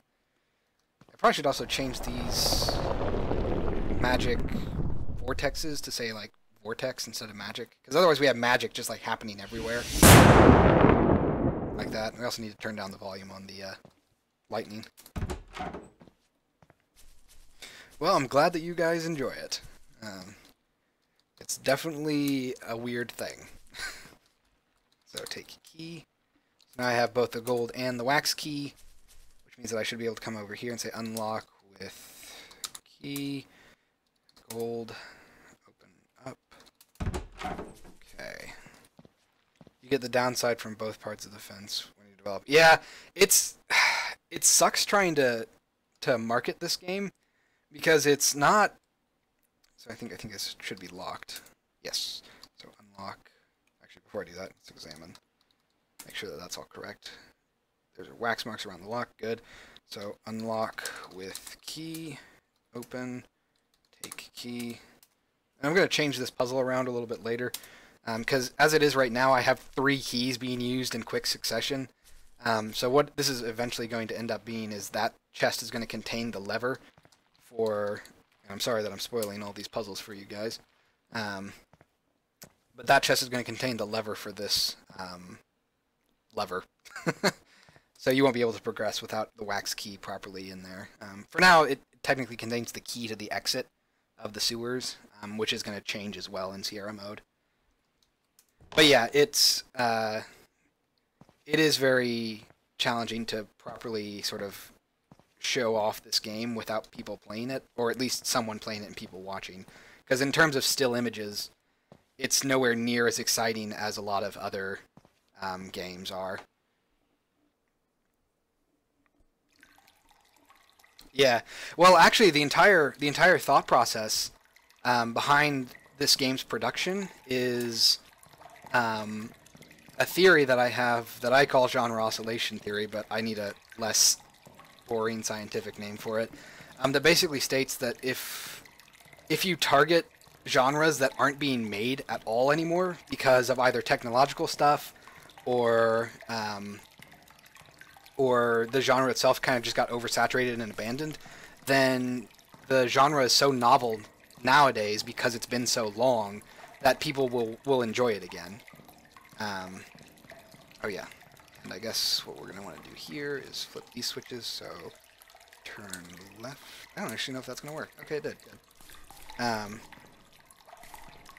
You should develop in a special dev level. What do you mean by that? And is there some kind of story as to how you got the idea for doing something? So yes. So when I was in college, I was part of a student-run game development group called Hoosier Games. And we always joked that, you know, we had very talented artists, but we only had a handful of them. And they couldn't work as fast as programmers or musicians could, so we always, even though we had great art, it was always very slow to get it, which meant that we couldn't do anything really artistic or art intensive.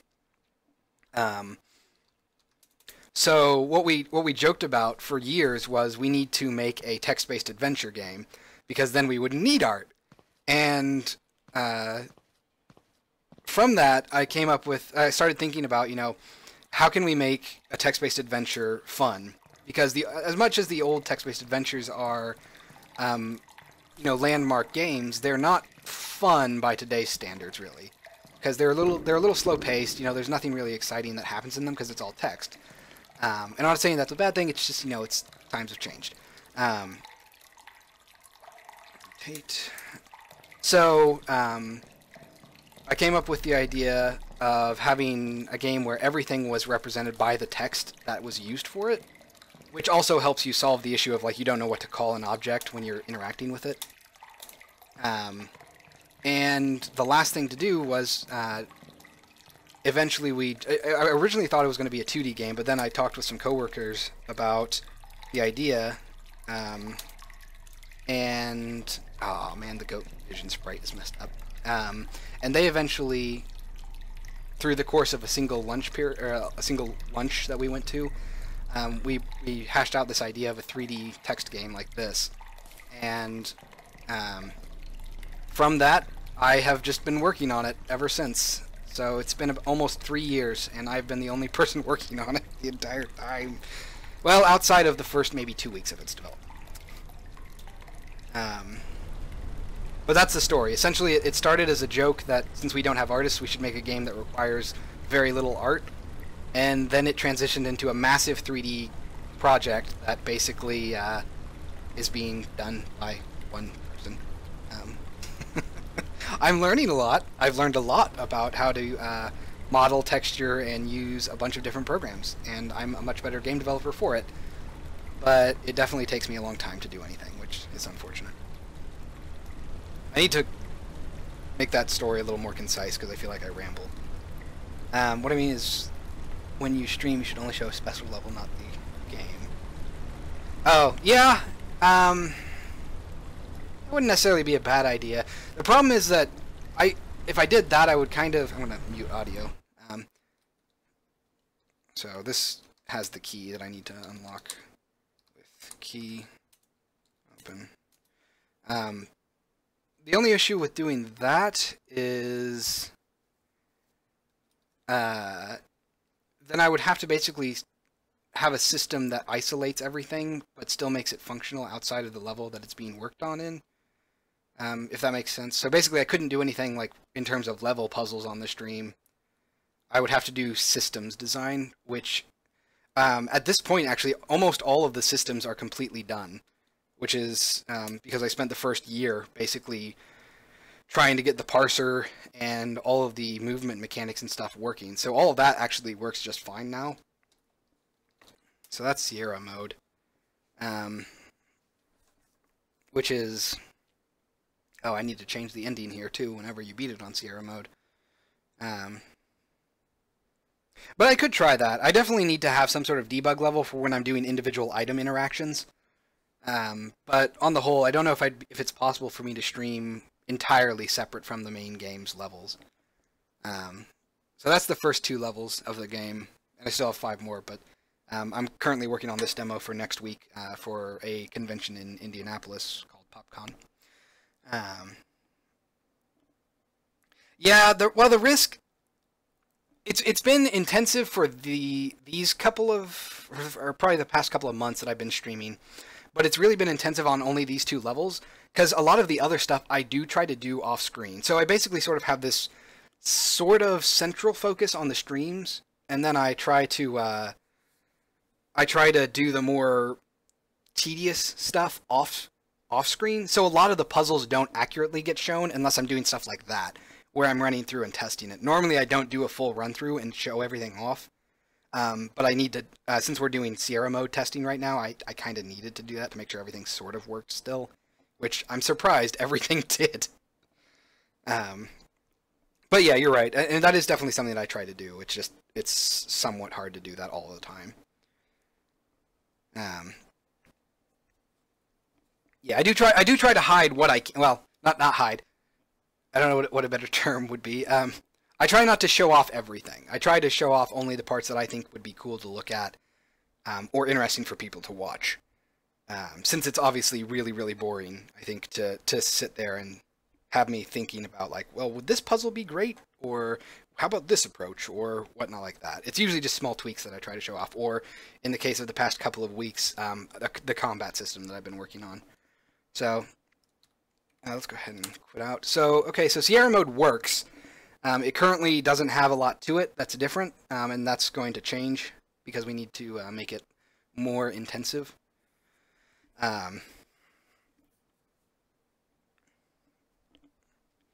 Well, I'm glad that you liked the story, SK. I need to, like I said, I definitely need to get better at telling it. So start. Hope you reach the end. It'd be fun to see it released. Well, I mean, I'm definitely going to get to the end. No matter how long it takes me, I will finish this. Oh, man. I will finish it. I refuse to spend so much time on it and not release it. Especially since this is something that, right now, there's nothing doing this that I know of. There's hardly anything that could be considered a first-person text-based game, let alone a text-based game that's in 3D where everything is literally text. Okay, so Sierra mode works, but I'm going to have to start adjusting some stuff. So how do you think the experience is developing on screen live? I'm asking since I'm thinking of doing the same thing. It's a mixed bag. It really depends.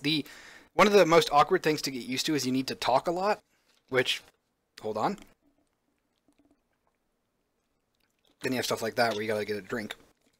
So you have to, I guess you don't have to talk a lot. You could also develop with like music in the background and then people can just watch you stream.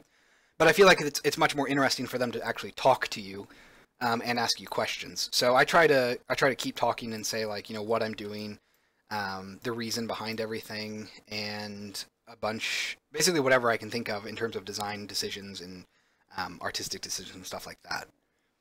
How do you plan to bridge the conflict between the text and graphics?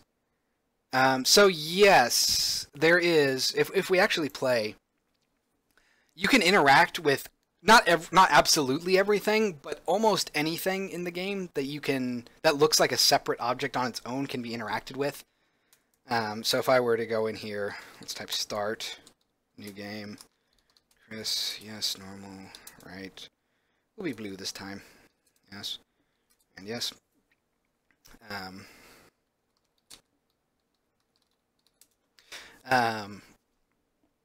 But it actually does have text-based interaction. So if we go up here, and you sort of saw that when I was breezing through Sierra mode, but we can come up to these paintings, for example, the cursor will change to show that you can interact with it. Then we can say examine, we can try to eat it, we can try to we can insult it. There's, I think right now, as of right now, there's 29 verb types that you can do. So we could try to burn this stuff, except it's inflammable, I guess. We can try, you know, drinking. We can try, what else can we do? We can punch it. What else? We can try taking it. We can try dropping it, or not drop. So it's sort of not entirely only one word. Oh God, no. We can say stuff like pick up the painting. We can do that. I just do one word because it's faster. Yeah, you can do put X in the green box. That would work. And I don't know if you noticed it when I was doing Sierra mode, but if you have multiple objects that have the same root noun, so like keys, if you have a rusty key and a silver key, and you say use or unlock door with key, it'll say, oh, you have two keys. Which key would you like to use? Or which key would you like to unlock the door with? And then you can say, I want to use the rusty key or the silver key. And if you have a silver rusty key and a rusty key, if you type rusty, it will assume the rusty key is the one you want because silver rusty key is two adjectives, the first of which is silver, not rusty, and therefore it will default to the one that's only rusty. So the parser itself is actually, I'm really proud of the parser, which I probably should be because I spent a year and a half at least on it. I'm still making tweaks to it to this day. But it can do stuff like compound sentences, so I can say like take and insult. Say the painting is firmly attached to the wall, and then you tell the painting that you're done interacting with it. So you can do compound sentences, you can do compound sentences in the sense of different words, so you can do one sentence with one object and one sentence with another object.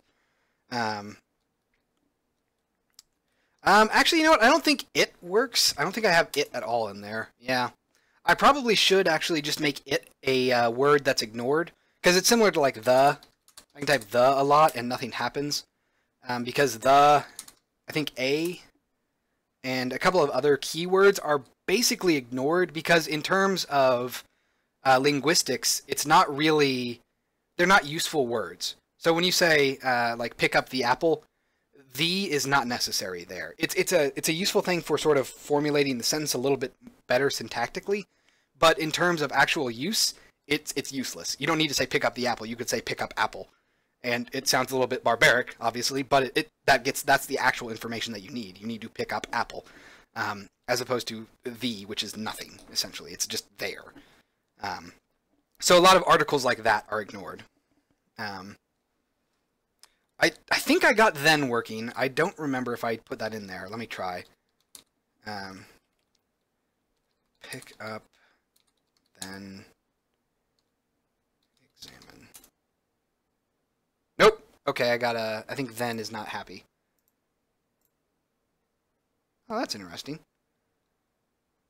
I actually don't know what broke there. I think something in the parser didn't like then, because it didn't spit anything out.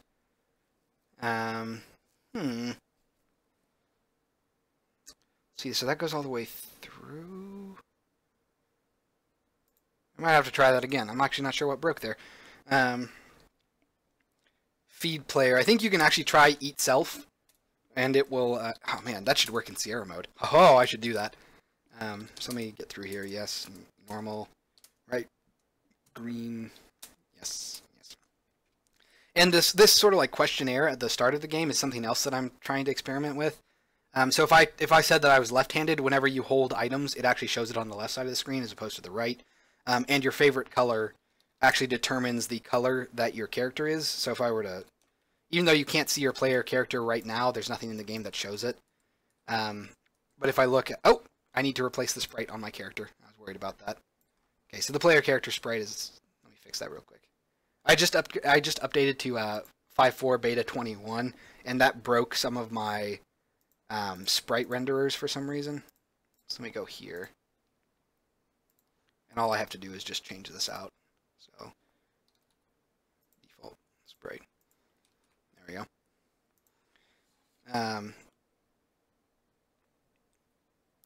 Yeah, no, there's definitely some references to Zork in here. And actually, there's actually grues. So if you go into dark areas without a light, you'll get eaten by a grue. So you do have to, for these first two levels, you don't have a light at all. So you can't go into the dark. You have to go around it or turn on a light to actually go through it. And the first level, actually, the castle level, is just a giant reference to King's Quest. Because if you look at this first hallway and then the throne room, the first King's Quest, when you go to see the King of Daventry, you have a hallway that curves to the left, followed by a giant throne room with the king sitting there, and that's what inspired this. Oh yeah, I still need to fix those. And that's what inspired this level design. Is this L-shaped hallway into the throne room is inspired by King's Quest, but also yeah, there's references in the parser to like Zork. If you type Zork, it'll say at your and then wait a second, because if you type Zork into Zork, it'll say at your service, but I just ripped that off for Text Quest. So typing Text Quest in the parser says at your service, but typing Zork will sort of start saying it and it'll be like, oh wait, that's not me. Oh yeah, and then you can say like eat self. I'll say auto cannibalism is not the answer. Would it be fun having a hacking cyberpunk game in this kind of engine? Yeah, sci-fi has actually been something that, as I've been working on this game, I'm like, this would make some great sci-fi stuff, I think. The only problem with sci-fi is that the heavy usage of buttons in sci-fi tends to make, like, making a texture for it would be really, really difficult. Because you can't get incredibly small. Like, the textures themselves are actually pretty difficult to come up with. Because I give myself rules like you can't do curved surfaces, because curved surfaces can't be read properly, or they're not as legible as flat surfaces, and a lot of detail can actually become a detriment because it starts to become difficult to read. But it is definitely something that I think would be fun, and my end goal for this game, even though it's not in there right now, but the end goal is to have a level editor so that people could include meta commands in the net. So no, I guess that's yeah, I guess that's true. I wonder how I would. No. Yeah. Sorry. I need. end result that I would like to do. I'm going to debug some stuff here. So I think it's a TQ parser debug. Oh no. Okay. TQ debug. There we go. So yeah, the end goal that I would like for this game is to have a level editor, and I'm planning on at least shipping it with a 2D level editor, so you can make your own traditional text-based adventures. So we're going to say take, then examine. It didn't like that, and now we should be able to see why. So then is not recognized, but then for some reason we have an out of range exception here, which is super weird. So yeah, end goal is to have a 3D level editor that people can like bring in their own custom models and apply textures and stuff to them. And I already have a rough model importer working, but since it's not a focus, I can't devote the time right now to work on that. It's something that I have in the on the back burner though, so I'm always thinking about how to make it work, because I do want people to be able to make their own text-based adventures with this. I think it would be really cool. I wonder what you could do with ASCII and 3D in combo with interactive fiction mechanics and sandbox elements. When I get the level editor fixed up, you guys can do that. Because you could do a lot with it. It is like I said, it is really hard sometimes to get these textures to work properly. I can spend an hour on an individual texture. And that's largely because I'm not just making one texture. I actually make like 4 textures at least whenever I make a texture. But depending on the level of quality that people want, it would take a lot of work to sort of even emulate this base style. And of course, you know, the nice thing about having a level editor where you can import your own textures and models is that people don't have to adhere to this rule. They can use their own, like they can do more realistic levels if they really want. But yeah, that's the other thing, is that you have to be careful about how these mechanics work together, because it can be it's definitely not designed for fast-paced, time-based gameplay, at least not in its root form. Yeah, no, and the you learn a lot of terms when you try to make basic stuff work. So, for example, the torches have torch. We have a brace, which this texture does break my rules. I usually try to have words always be entirely on one surface, but in this one it actually goes across multiple surfaces. But it has torch, sconce, arm, brace, and you learn a lot of terminology that you never really think about. Like, for example, did you know those little indents at the top of castle walls are called merlins? I didn't know that until I did research on them. But apparently that's one of the names for them, is merlins. Let's see, the only problem with using 3D is the fact that visual graphics have limitations. That is very true. Yeah, and that's why I do like the aesthetic that I've came up with for this. I think it works very well, but it does have its own limitations, and it can be very difficult, because when you're designing textures for, oh wow, I didn't realize that colliders show up if you're looking at them through walls. That's neat. If you're not careful, it's very easy to make these textures illegible by accident. Which means that doing anything even slightly curved is incredibly challenging. So basically all of my models have to have this flat look to them, which is fine. I think I've been able to make the aesthetic work for it, but it does mean that I have to always sort of rethink some things whenever I get an initial idea for something.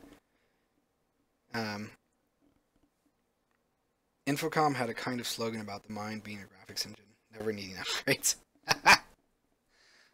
That's a pretty good thought process. No, definitely. I'm not going to switch aesthetics. I definitely like having this, the letter, or the words, the actual quote-unquote textures. I really like that aesthetic. So I'm not going to be changing. But again, if people wanted to make their own stuff with the engine, and they decided to use realistic textures, then I think that's fine. But I'm not going to be changing anytime soon because I really enjoyed this aesthetic. So where was I? Oh, right, the debug stuff. So we get to word then is not recognized, but for some reason this error shows up, which is weird. Because it seems to be caused by the word not being recognized, but that doesn't make sense because I have other instances of the word not being recognized and it still doesn't do that. So I think this is a input field error. Let me see. Yeah, I think it is. So if we stop, let me try something else. I think eat crab apple. There is no crab apple, and I don't have it in the parser. Oh, crud. Right.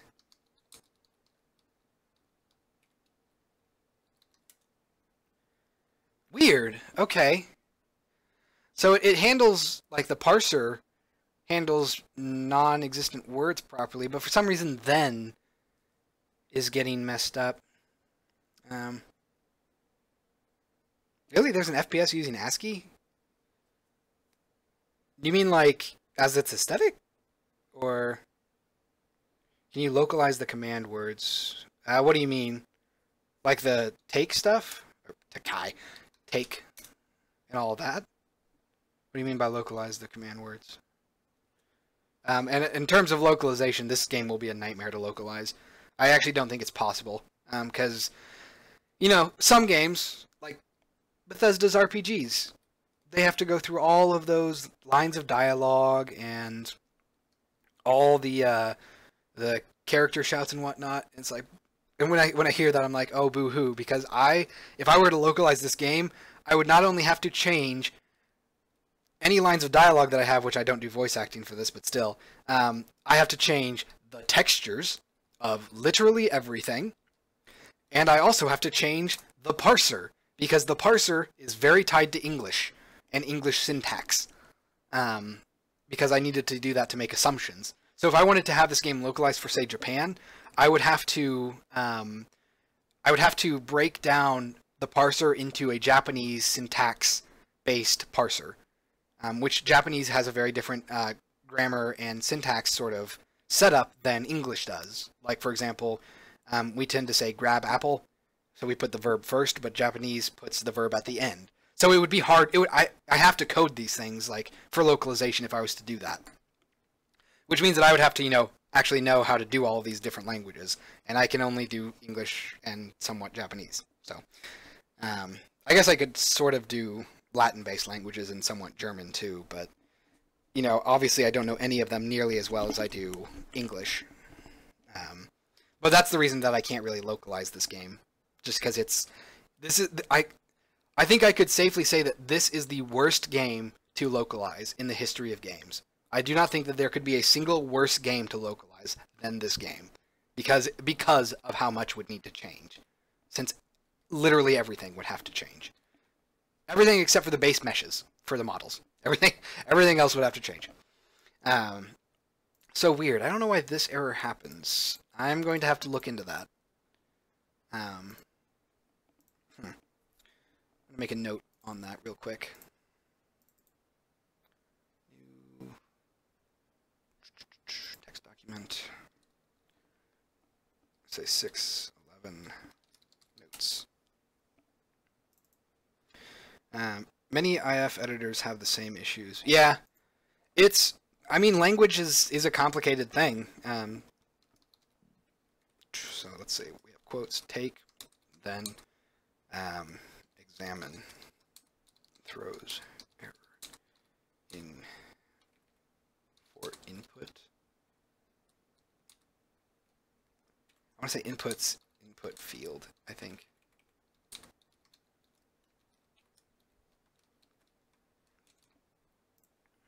All right. Ooh, Unity, why did you shrink? Well, I mean, it's good. It's definitely better that I find that now than I find it like at a convention. Although, fortunately, it looks like my UI system is a lot more robust than it used to be.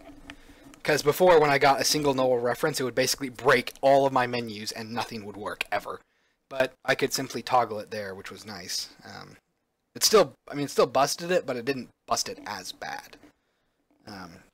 Because before, when it broke, I had to reset the entire game, which was not good. Okay. So I am going to real quickly, I'm going to send out a tweet saying that I'm still streaming because it's been 2 hours, and I try to send out streaming tweets. If it's been over 2 hours, I like to say that I'm still streaming, so you should come watch.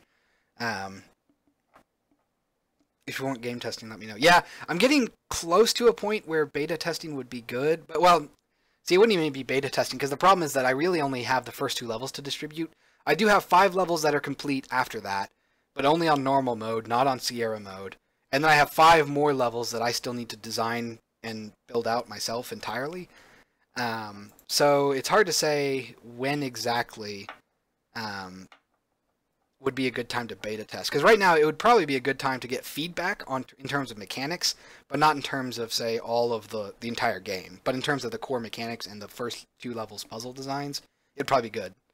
But I don't know. I'll have to think about that. Because there's stuff like itch.io refinery and whatnot. Alright, so let me grab a screenshot and my URL for Twitch and say still streaming at TextQuest game development.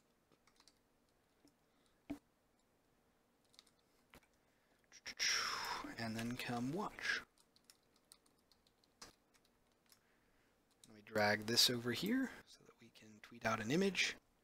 Let's do hashtag game dev, hashtag indie dev, and hashtag made with Unity. Alright. Does this engine, or do this engine right and you could spawn a whole line of games from it? Yeah. It's definitely, I guess I shouldn't call it engine, because technically Unity is the engine. But, I don't know, system? I don't know. It's flexible enough that it could be used for anything. I mean, it's something that it doesn't have to be used just for, like, my own purposes. The actual interaction system itself and the parser are pretty robust. You could use them in a variety of places. Depending on the style of your game, obviously. So, what did I want to do? Let's go to our castle level. Intro, castle. Oh, and before I forget, I need to test that. I want to test the... Oh, thank you. A meta engine, yeah. There has to be a term for it. It's like built on top. I mean, it's not a fork of the Unity engine or anything. It's just straight built on top of the Unity engine. But right, I was gonna do. Let's just do continue. Make sure that that works. Okay, good. It does.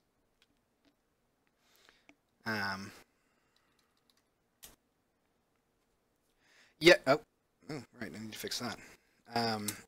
Yeah, and the writing itself is. I haven't done as much of it as I probably should. I guess, yeah. Because right now I do have stuff like, you can insult everything. But I don't have verb outputs for absolutely everything. So, eat, we get the default. I don't think the painting would agree with you. I'm trying to remember all of the verb types that you can do. Let's see. I have 28 accepted verb types. Right. So, I can climb. And a lot of stuff right now will just say you can't do that if you can't do anything with it, like if that verb doesn't work on it. But the end goal for every item in the game is basically you can use every verb in combination with every item on every object and get a unique output, which will take forever, but the end result will be so worth it that it's an awesome goal, I think, to have. Yeah, and I think the strength, since it's uh, text-based, I'm leaning on the dry humor of old text-based games to sort of get me through some stuff. So there's a lot of stuff like, for example, after the king has been turned to stone by a wizard, if you examine his painting, it says they always said he had a stone, or he was a little stone-faced. Guess they were right. So terrible stuff like that, really dry humor, I think works well in this situation. And then there's a bunch of other stuff, like the parser is somewhat sarcastic if you try to do stuff. So if I can swear, and it'll say like such language, and basically it's just this dry humor. So let me try I hope this still works. Damn it. Okay, so I guess exit won't quite work, but okay, so that still works. Good. I do also have this, a non-standard game over, so if you try to leave the castle before you do anything, you can, and the game will end.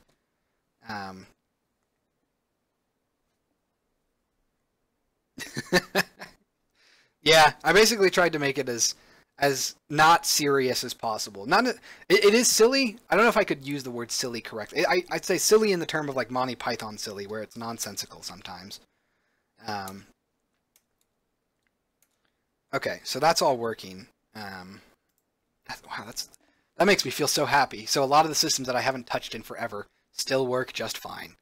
Oh, and then that's a problem, but it's fine.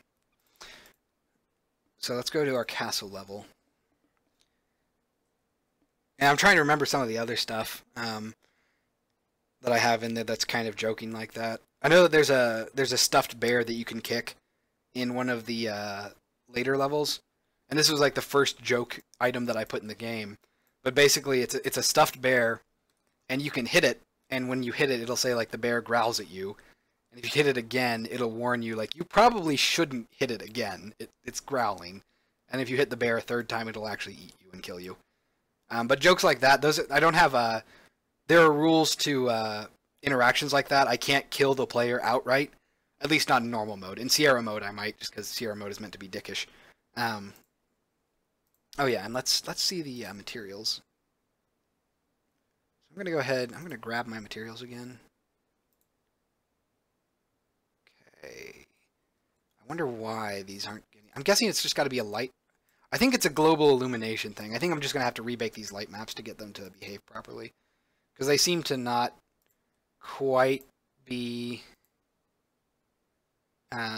behaving as expected. I don't know why, so we'll just leave it as is for now.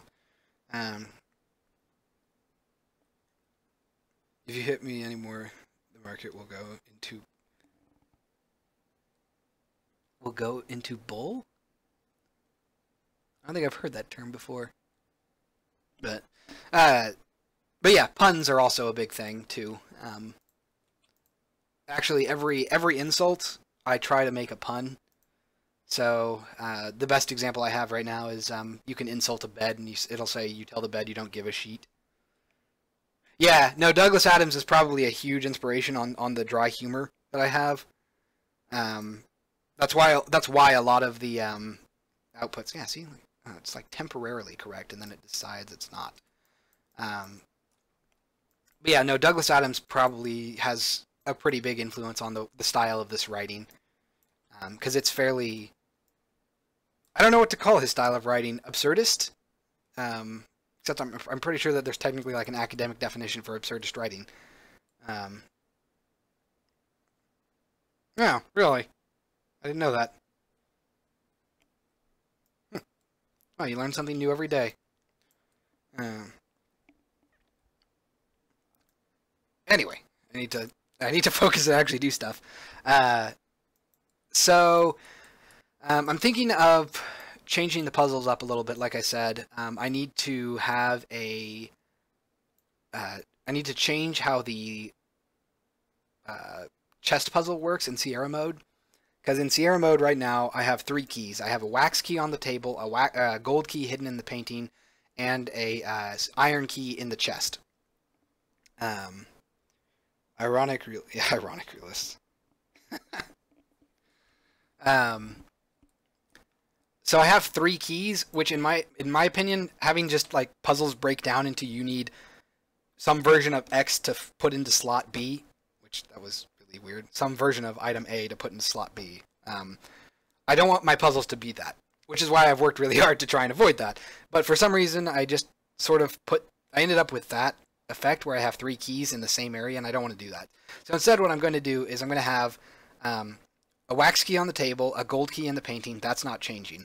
But then the third item is now going to be the lever for this lever over here, instead of the third iron key, which means that by changing this to be a lever, we have to change the door in the sewer level too. So right now in Sierra mode, the door in the sewer level at the exit is unlocked by the iron key in the chest here. But what we're going to end up doing, I think, is have either the... No, we're not going to do that. We're going to make it so that the door will kill you if you touch it, unless you touch it with the gold arm equipped, which is the gold arm is a item that you can very easily miss in the first hallway. Which again, in Sierra mode is meant to be like this version, the hard version of the game. So while normal mode is not meant to be easy, it's meant to be intuitive. So you can't lose, quote unquote, normal mode. You might not know what to do necessarily right away, but you can't just like make the game unwinnable. In Sierra mode, it's possible to make the game unwinnable by missing items or destroying them by accident or doing something stupid, basically. And in Sierra mode, I'm basically setting it up in like 3 stages that it's very easy for you to just not be able to win. 4 keys with the letters 3. And make the lock beg for forgiveness due to the counting error. Actually, I think that type of puzzle is better suited to some of the levels later in the game get a lot more, I guess crazy would be the term for it, because they become a lot more sprawling and sort of non-linear after these first 2 levels. These first 2 levels are meant to be a lot more linear than the rest of the game, because I want to get the player to understand the mechanics a lot easier.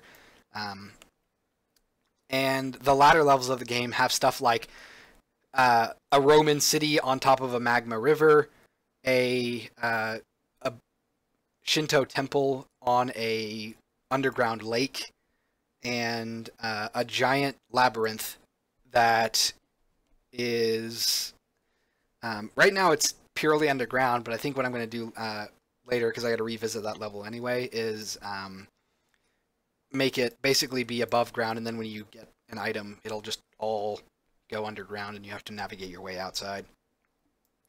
So the latter levels are definitely going to be a lot more sprawling and absurd, I think. So anyway, I'm going to go ahead and go to Photoshop. Actually doing stuff now. I get super excited whenever anyone comes on the stream who hasn't seen the game before, because I love talking about it. I'm a narcissist like that, I suppose. So we're going to make a new texture. We're going to make it 512 by 512. Actually, let's make it 256 by 256. And call this background, make it black. Then put up here, flip over, go to text, and this is going to say lever. Oh, actually, and I did that wrong. It's been so long. So items that you can pick up and interact with all have to be capitalized, and they all have to, well, they're capitalized is the big thing, and they have transparency around them, and that's how you can tell that they are meant to be interacted with and picked up. Hidden secrets and lore if you turn every inch of the environment. Oh yes. Oh yes, yes, yes. Definitely stuff like that. In fact, there's an entire secret ending that I have planned for the game that you will have to bend over backwards to find it. Because I intend to hide it in very odd places that involve backtracking you wouldn't think to do. And you don't have to get... It's not necessarily like the normal ending is the bad ending or anything like that. It's just that there is a secret ending that I want to have the players search for. What level of difficulty do you have in mind, like in general? Will it get crazy hard to figure out the latter levels, or will it only get a little more difficult each level? So, my rules, my rules are for normal mode. Everything has to be intuitive. So ideally, there will never be a point in the game where you will look at a puzzle and you'll be stumped, where you just say, I have no idea what I need to do. This game is terrible. I'm not going to finish it. In normal mode, that will never be the case. So I'm always going to be either positioning the player in a way that they can see the puzzle itself, or see a solution for the puzzle, or there will be obvious stuff like, you know, it's an object that you haven't interacted with, but it's very prominent, and you know that it's there, and you just didn't interact with it yet. Stuff like that. That's the sort of basis for my puzzle design in normal mode. In Sierra mode, sort of all bets are off, and I can basically do whatever crazy puzzle I have in mind. In fact, a lot of puzzles that I originally come up with for normal mode end up getting put over into Sierra mode because of not necessarily how difficult they are, but how abstract they are. Like, it is old school puzzle design at that point, where it's like, you know, shaving a cat to make a mustache, that level of stuff. But the actual base level of difficulty for the base game, the normal mode, is not... it's not like The Witness, I guess would be the best way I can do it, where it's just not like... If you don't know how to think like that, you just won't be able to complete the game in some areas, or you'll spend 45 minutes on one puzzle just trying to get it right through brute force. So it's not going to be insanely difficult, but it's not just going to hand you everything. The idea is that it slowly ramps up in terms of how you have to think about things. Like, for example, for the first two levels, most of the puzzles have all of their pieces in the same room, but in later levels, you'll have stuff like you get an item maybe 2 levels before that you haven't used yet, and you need to use it here in this third level. So there's stuff like that. It just sort of changes out how the puzzles are designed and how your memory and association works, basically. So hopefully it'll be manageable and not crazy for people. And of course, a lot of playtesting is going to come into that to make sure everything works properly, as I expect. You also play with time and space. Things that in most well-written interactive fiction, the writing sprinkle hints in the way. Yeah, and that's exactly... actually, that's... I have solved that a little bit by having the initial interactions or the examine interactions give hints as to what you're supposed to do. For example, if you examine... let's go ahead and find it real quick before we get started on this. So let's go to sewers. Right now, I don't think they're updated properly, but if we look at our props and then our valves, let's look at verbs and our... Here we go. I think if we say examine, right? Right, I think I need to update this. This text is a little bit out of date, but in the new version of it, it says it looks like the valve can be rotated. And then rotated is the verb you need to actually interact with it. So I drop hints like that where I'll try to use the verb that is meant to be used on the item to help give hints as to what the player is supposed to do. And sometimes if it's a really abstract puzzle compared to most puzzles, I'll actually highlight the word with like yellow or something like that to make it even more apparent that you need to do something with it. And all of that, of course, gets stripped out in Sierra mode. Sierra mode is meant to be way harder. Okay, so back here to Photoshop, because that's what I was originally doing. Lever, let's see, it's going to go to 128x by 128y. Let's go ahead and zoom in a little bit. I think I could get away with...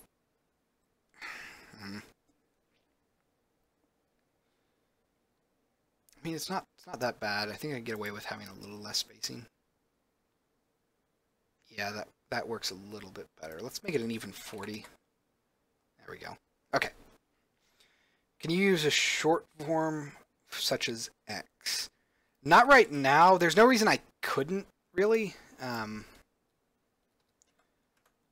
I mean, there are multiple words. You can also use look, for example. Oh, I really like Sierra mode, though. Don't use Sierra mode. Yeah, I mean, I understand calling it hard. I don't know. I just feel like calling it Sierra mode is such a great homage, and it works so well. But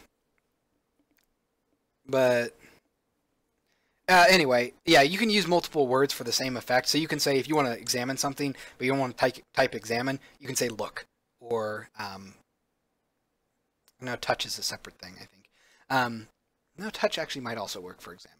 But yeah, you can use like look, which does the exact same thing as examine because they're the same verb type.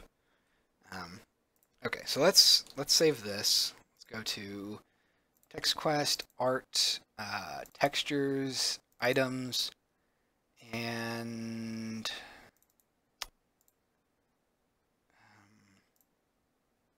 I probably should change how this is done. So I'm just going to dump it in the root for now because I need to reorganize that entire folder, I think. We're going to say lever, hit save, and we'll save out a PNG. All right, so let's go to GIF. Let's come down here to TextQuest, art, textures, items. Yeah, no, people ask me that, and it's not so terrible that I want to change it because I think once, well, one, it's a really great in-joke for people who did play old school text-based adventures, and I think that is worth the price of explaining why I call it Sierra mode. Really, the only problem is that I'm worried that Sierra might sue me somehow. But then again, if Sierra decides to sue me, that just means that you know, I've reached enough attention, and that's a good thing, I suppose, in some weird way. So art, levels, intro, castle, items. Let's pull in here. All right, we're going to change this over to be a sprite. And no mip maps, make it point mode. I think we want to make it be under items for our packing tag, if I'm not mistaken. Okay, it's just item. The packing tag is basically the atlas, because all of your sprites get put into an atlas when you bake. So, is it? Really? I mean, yeah, Sierra is a word, because you have stuff like Sierra Madre. But, I don't know. I feel like they could make a fuss, at least.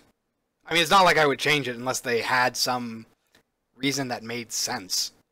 But, you know, the only reason I could think is, like, it's diluting the brand. And it's like, no, it's not. Is it possible to put stuff under, inside, or on top of other objects? I think... I don't remember if I ever got it into the parser. But, for example, let me try this real quick. So you can put stuff inside of other objects. There is, like, the inside word. So I think, like, if I type inside... I don't know about under, though. Okay. I don't think I have on top of. Yeah. So under and top don't work yet. I think that's just because I haven't taken the time to do it. I'm just going to no-clip here. I'm going to cheat and fly through the world.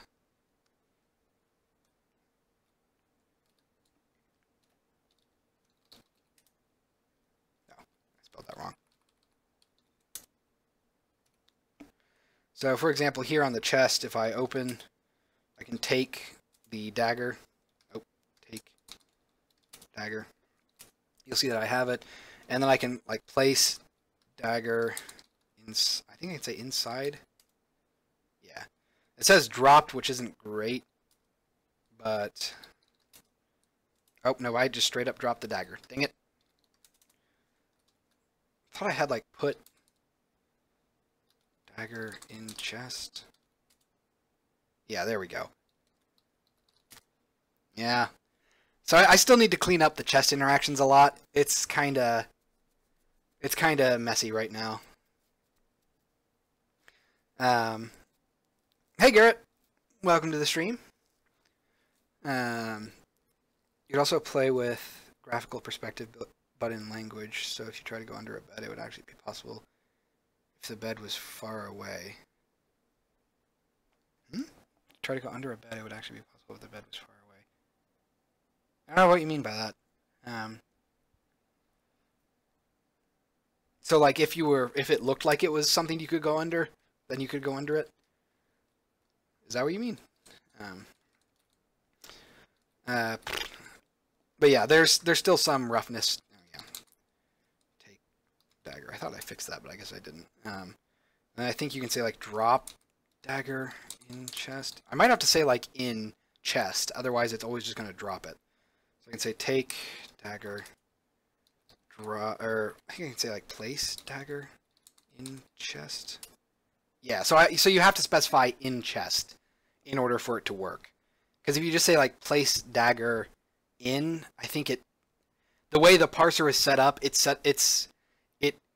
assumes that what you're trying to do is being done to the object you're interacting with, unless you specify a noun in your actual sentence.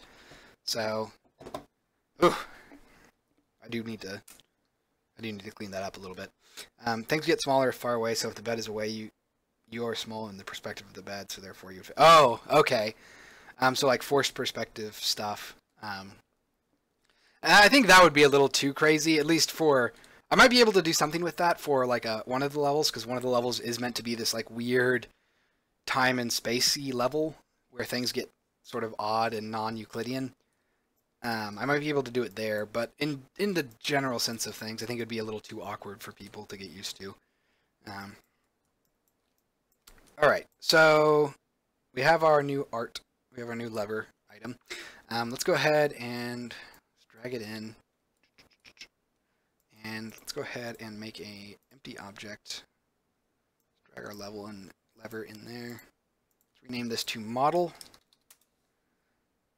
Call this castle lever. Rename. Oh man, we're gonna have a fun time. I really hope that I didn't. No, it should be fine. I'm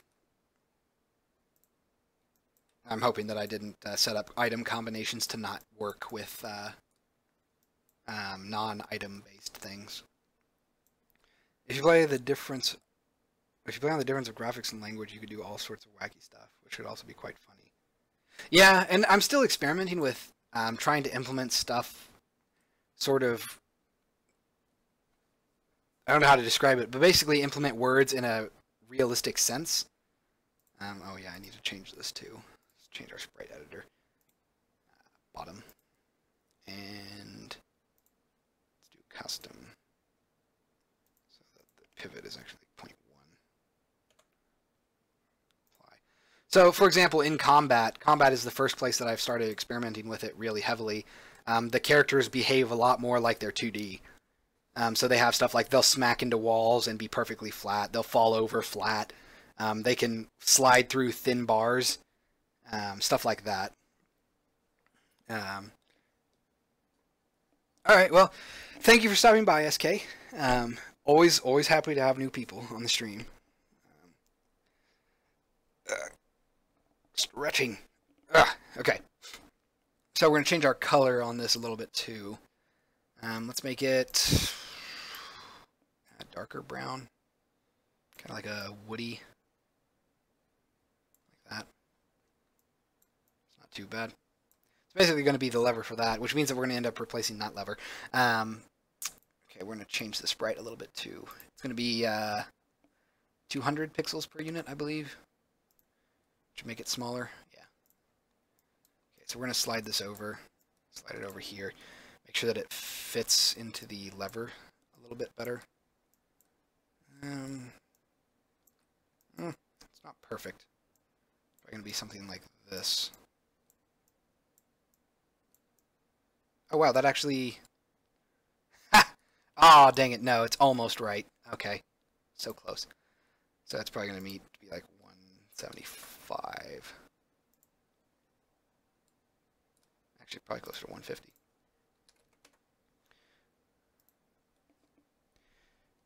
You can also play on the double meaning of words, like a bar placed in a prison. Yeah, well, I mean, there's stuff like the sewers. The sewers actually have iron bars, and they're just called bars. So I can move this down. I think that's dang it, just slightly too much. So let's go for 165.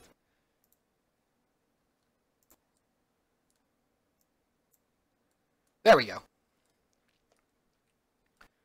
Okay, so this basically is going to end up like right here, pretty much, in place of the old lever.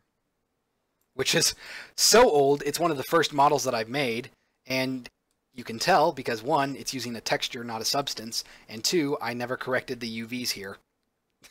So this lever has just been upside down forever.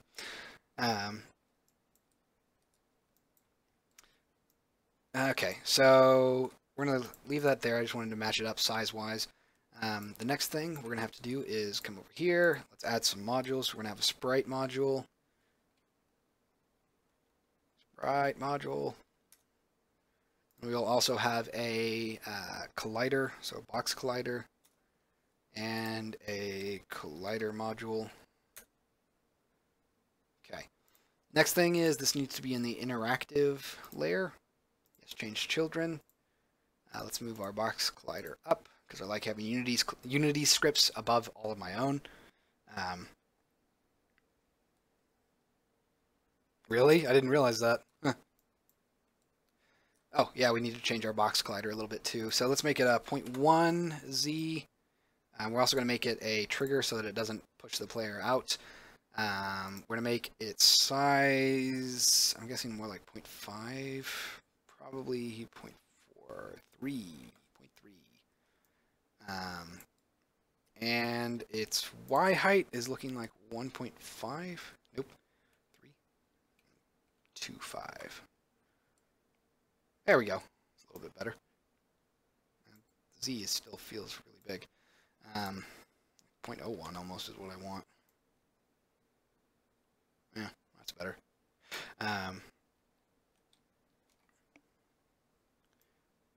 Alright, so that's the model for that. Next thing we need to do is add a item script to it. And we're not going to do anything crazy yet. We can't really test it until I actually write the text asset for it, which, we're probably not going to do that really on the stream.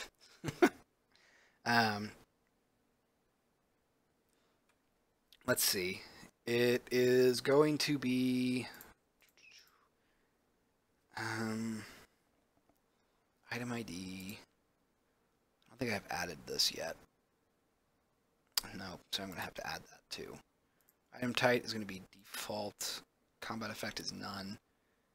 It's not a light source, and its weight is probably fine. Excuse me.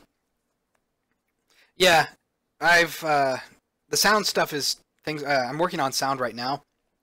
Because up until probably the last month or so, I've really been ignoring the sound.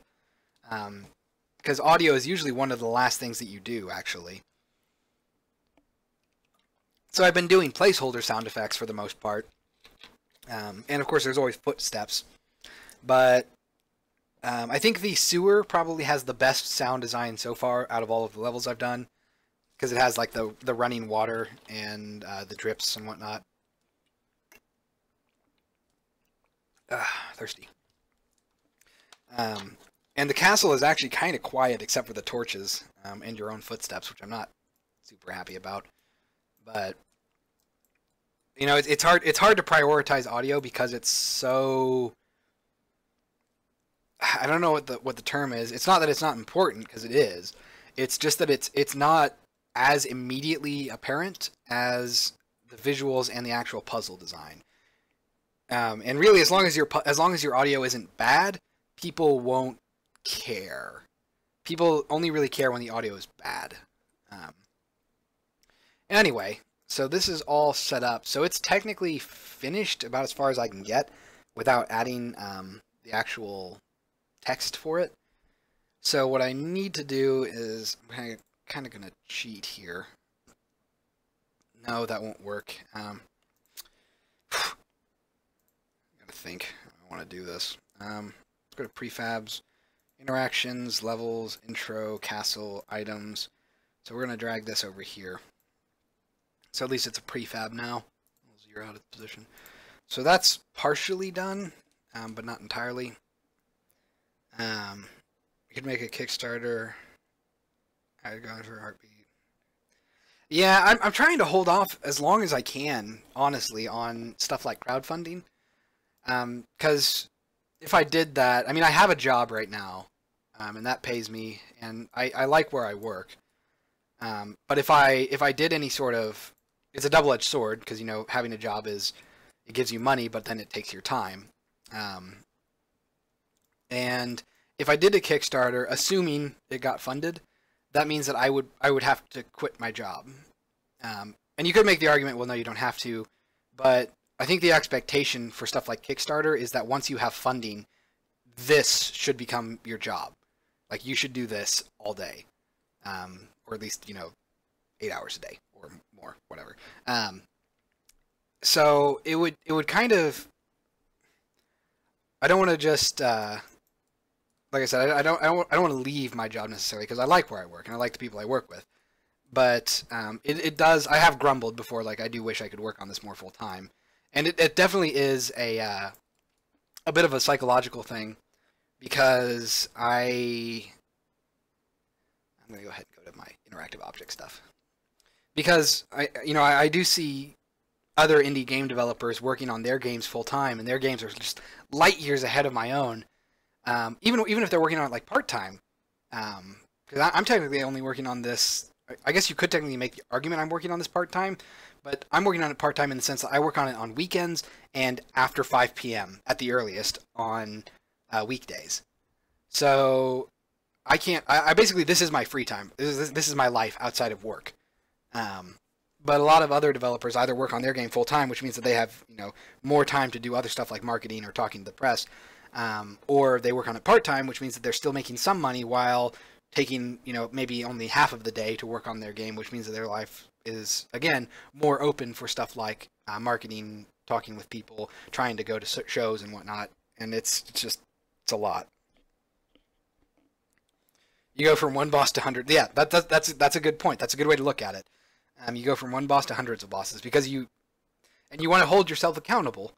You don't want to be one of those people who, you know, gets funded on Kickstarter and then skimps out on everyone and then just absconds with like $10,000. I don't want to do that. So I'm holding off for as long as I can. And I think the idea is that when the game is probably about 80% done, and assuming that my work is, like, the place I work at is in a good spot, then I might try something. Because then I can basically, you know, come to Kickstarter and say, you know, I've taken this game as far as I can with my current schedule, but I would like to take the time now to polish it and actually, you know, get everything up to a very, very nice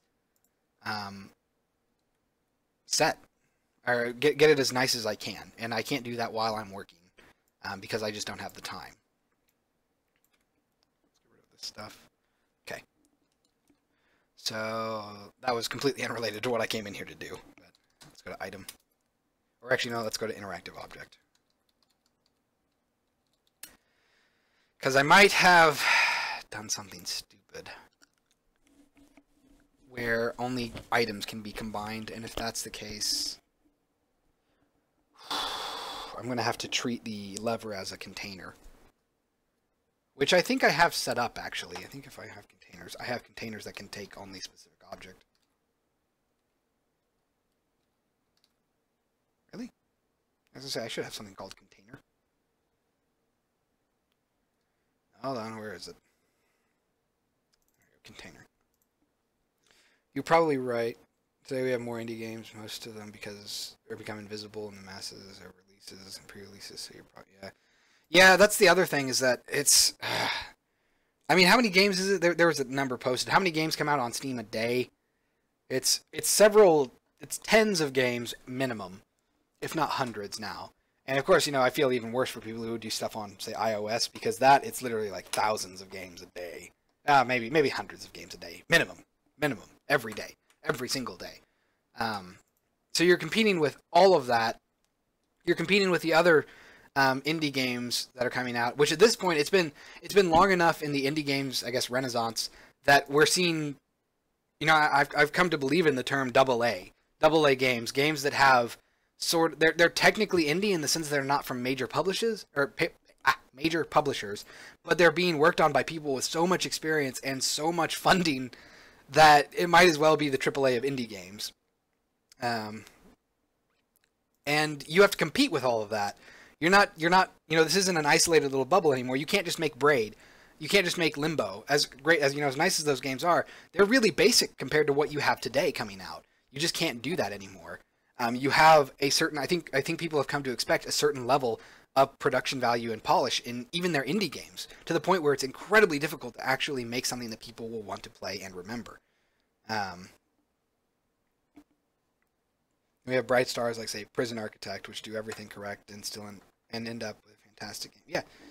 Yeah, that's true. I mean, on the weekend it tends to slow down, which I honestly would have thought would be the opposite. I would expect things to sell well on weekends and not well in the middle of the week. But apparently games sell really well on Tuesdays and Thursdays, and weirdly enough Sunday, because Nintendo releases a lot of its games on Sundays, which is weird.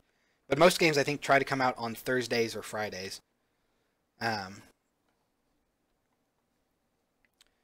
Hello, that blind archer.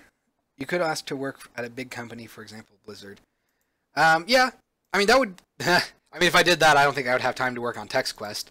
Also, I'm willing to bet that they wouldn't like me moonlighting like that. It depends on how you present it. Marketing is always an issue. Yeah, no.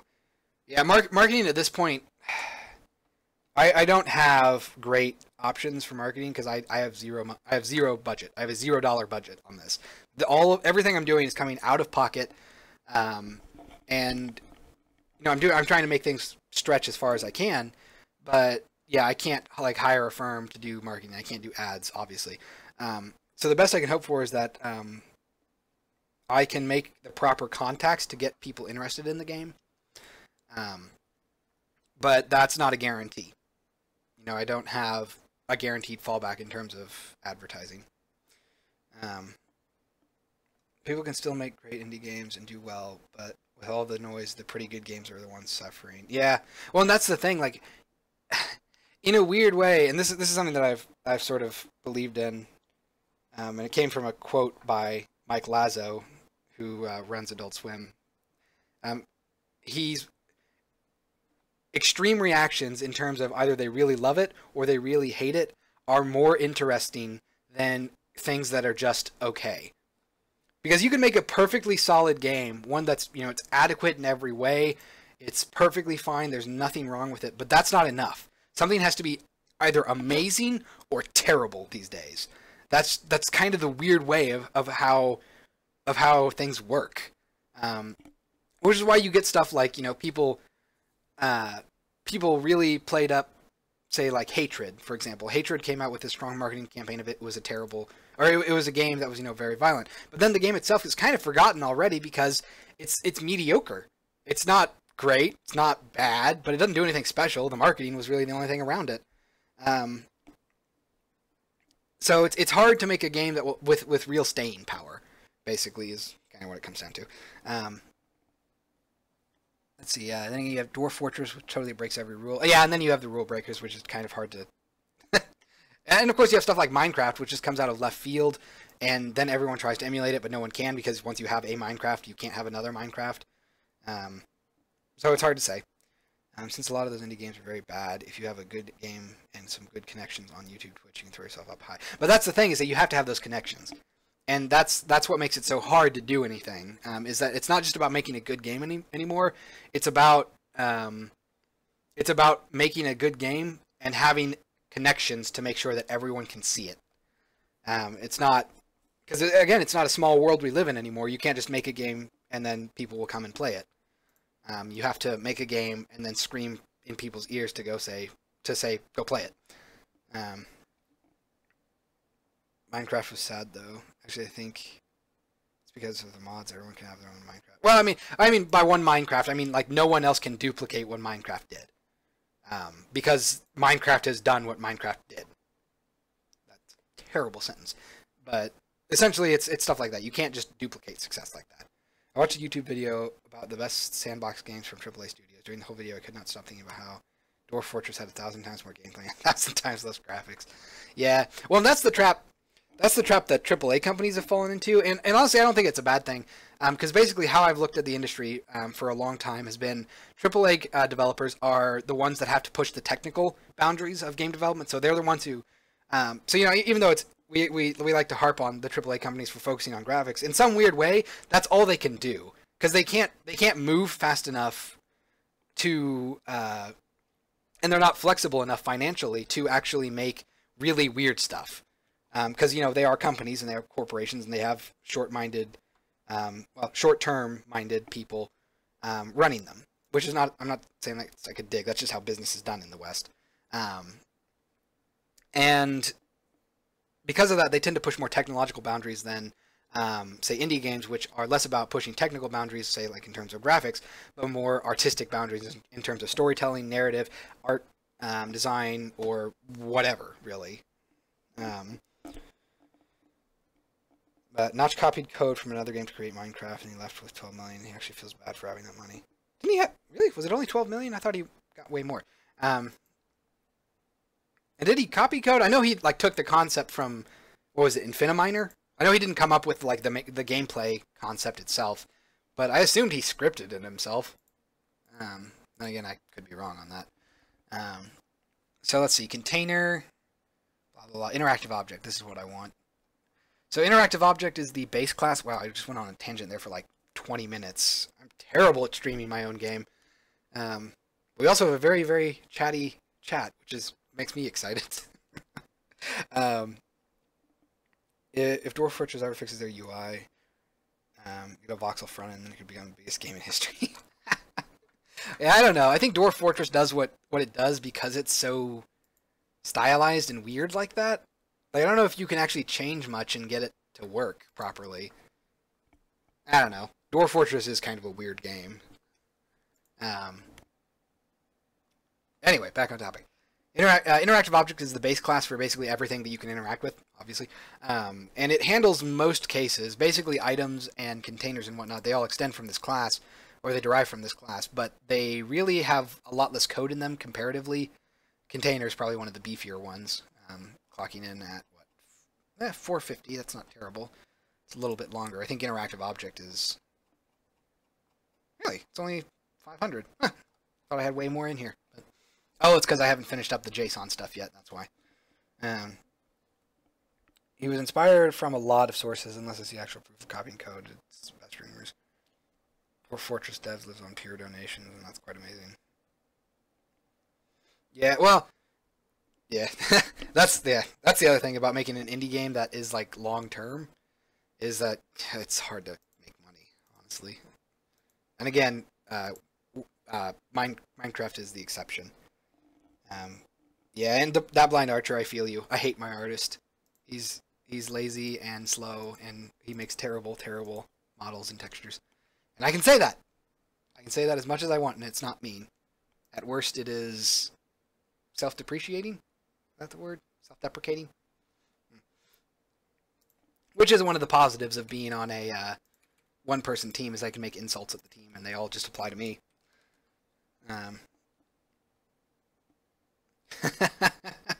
Yeah, well, it's hard to go out of alpha anymore. I think a lot of games have this weird trend of never going out of beta, actually. They, like, just always say that they're a beta, even though they're a released game, and it's weird. So, yeah, here we go. We have success effect ID, drop. I don't remember what my success effect IDs are. Is it just these? Nope, there it is. Combine items. Okay. Oh boy. Let's see. The name isn't in your inventory.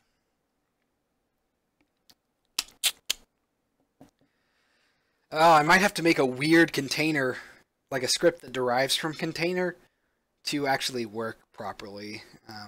Because we basically want you want to say like insert lever into, oh fuck, I don't know what to call this. I never figured it out. That's one of the things that I couldn't figure out what to call it. I never, I searched on this for hours, possibly even days technically. I could never find what the bases of a lever, or of levers are called. They don't have a term that I can find easily. Um,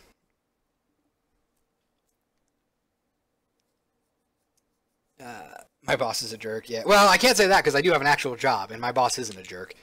Um, let's see. Dwarf Fortress. Yeah, yeah, the Dwarf Fortress stuff. Uh, and then these are just formatting things that I've changed. Wow, that shows how old this code is. I used to do, if I did single line if-else statements, I still wrap them in braces, and now if I do single line if-else statements, I just don't use braces at all. Ah, man. So, minor formatting while we're doing nothing. Oh, your boss is a jerk, Garrett? Ah, I see. See, but it's fun to make jokes like that, because you can say, like, really terrible things, and people might be taken aback for a little bit, and then you're like, oh, no, it's okay, it's me. I'm talking about me. Of Discord Unity. I feel like I have... let me look that up real quick.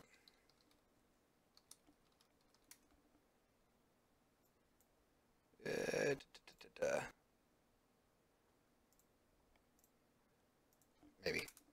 I feel like I've heard of something called that. I feel terrible if I have seen it and I don't remember it. Can you post a link to some of the work you've done on it? Well, I assume. Base of lever, hinge, or fulcrum. Fulcrum. I'm going to look that up. Fulcrum. Huh! Are you kidding me? I guess I just didn't look at the right things. Okay, well, fulcrum is apparently what it... oh, no, no, no. I think I found it, and then it was too long. Fulcrum is too long of a word to actually use there. Oh,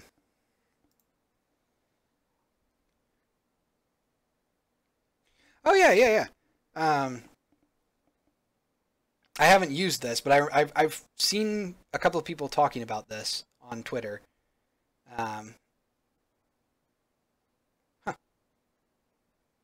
Well, that's cool. What made you come to this stream out of nowhere?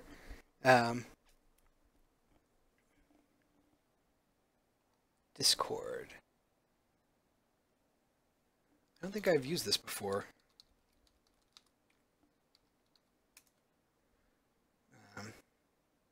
Yeah, a couple of people have talked about you on Twitter.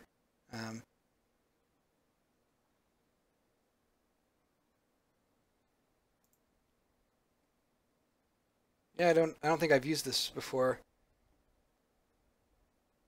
Huh. I might have to look into this actually. That might be pretty cool for a couple of things. I think William Cheer is the main one I've heard through. I want to say. It could also be that. No, I'm pretty sure that this is what he was talking about. I don't remember. Maybe I'm thinking of something else, which makes me feel like a dick. Either way, it's still cool. But yeah, useful tools like this. I found they tend to get pretty. They get mentioned pretty quickly, actually. Because if it's a thing that people really want, or a couple of people really want, then it becomes pretty popular pretty quickly, even especially through stuff like Twitter. Yeah, I think I heard about it through William, or at least he was talking about Discord. I thought he was. I don't know. It's hard to recall exactly where I heard it, but either way, I think it's because it's like a wrapping layer around it. I think it's because the whole wrapper terminology I think is usually just because it's like a buffer between the base Unity stuff and the expected, service that it's interacting with. In this case, it'd be Discord. So people just call it a wrapper, even if it's not technically wrapping anything. Anyway, where was I? So, yeah, our basic interactive objects. Man, I am like all over the place tonight. But it's a good thing, because I have people talking, which always makes me happy. So our base interactive object, it doesn't do anything with combinable objects right now. And our actual items, I want to say that they only will work with other items. Yep, it only works with other items. Crap.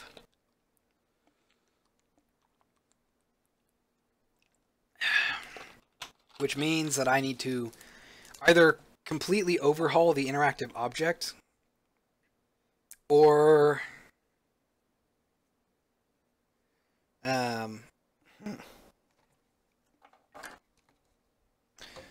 yeah, let me grab it real quick.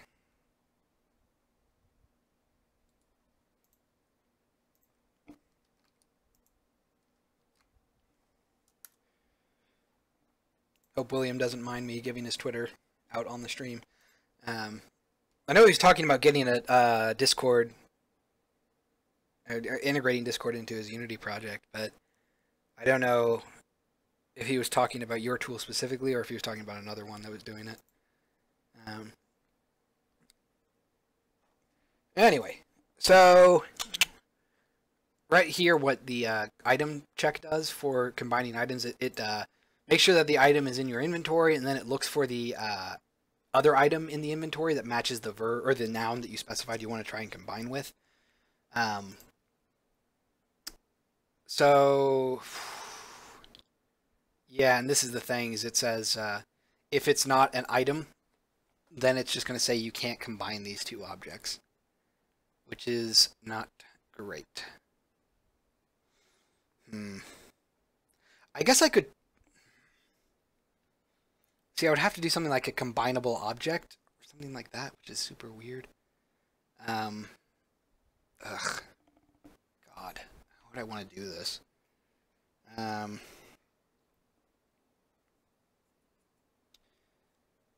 Yeah. Not a great way of doing this without just breaking things, I think. Tell you what, before I do that, I am going to commit what I have so that I can at least revert. You could use this to post bugs to a Discord channel.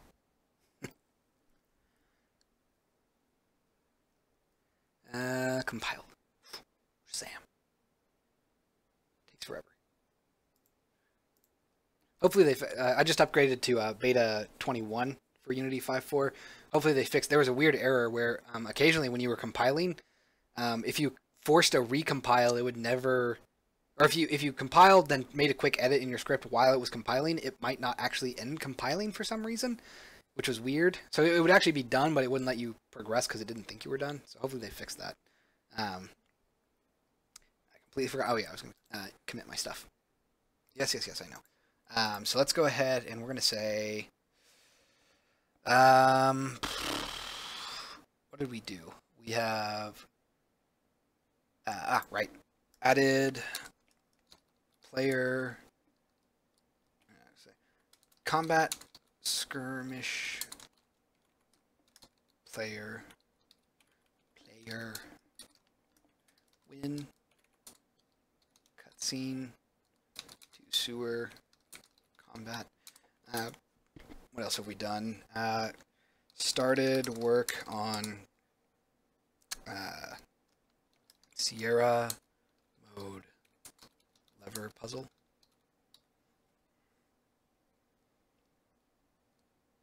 Oh, okay. Sorry, so it was just a coincidence that I happened to hear about people talking about Discord, I suppose. Still, though, either way, it's cool that you made the tool.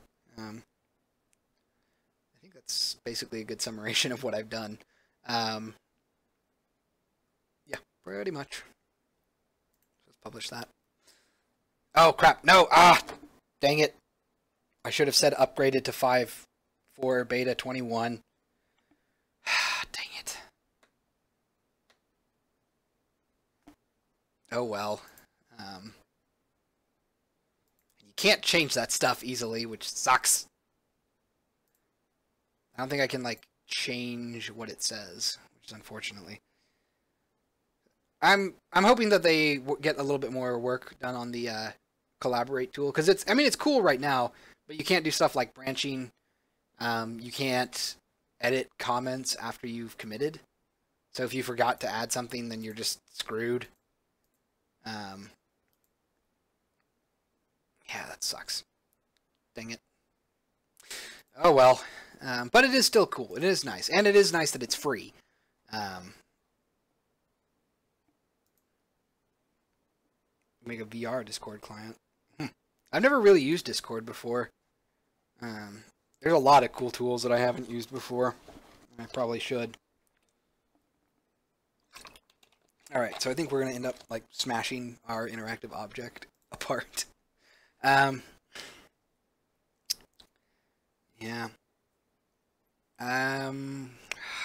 Jeez. Let me think. How do I want to do this? Because I could make an interactive object or a class that derives from interactive object that is purely meant to be combined with an item, but is not an item itself. I just feel like doing that, it would be so messy. I would have like this weird, basically middleman class that once its requirements are met, it would just disable itself and enable another object, which is really nasty.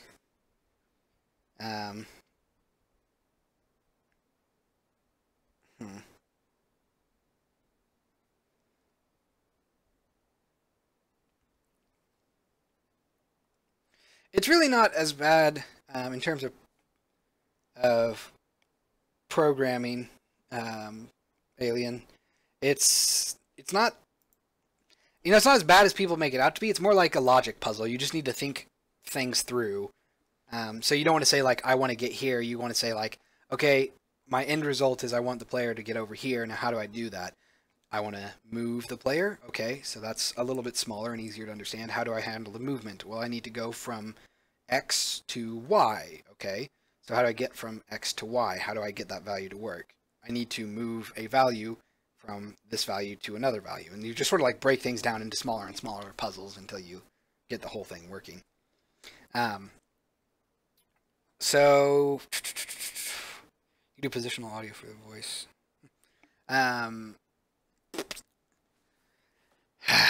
Man. So if I add a success combine items effect here, then God, this is gonna suck. Hold on, let me think.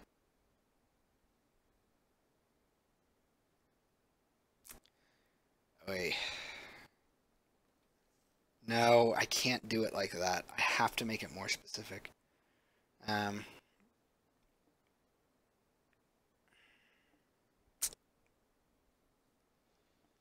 If I don't, dang it, this is a really nasty thing. It should not be this hard to do it. So these success effects, let me show you off what they are. So success effects basically determine what happens when a verb has successfully gone through. So the parser didn't throw any errors and the item didn't throw an error itself. Text only means that it only outputs text. Redirect does the exact same thing as text only, it just redirects to a different verb so that you can have its output. Add to inventory adds an item to your inventory. Remove from inventory removes an item from your inventory. Equip, unequip, equips or unequips an item. Light, extinguish, burns an object or puts it out if it's on fire. And combine items will take two items and combine them into one item. And drop item just like drops an item out into the world. So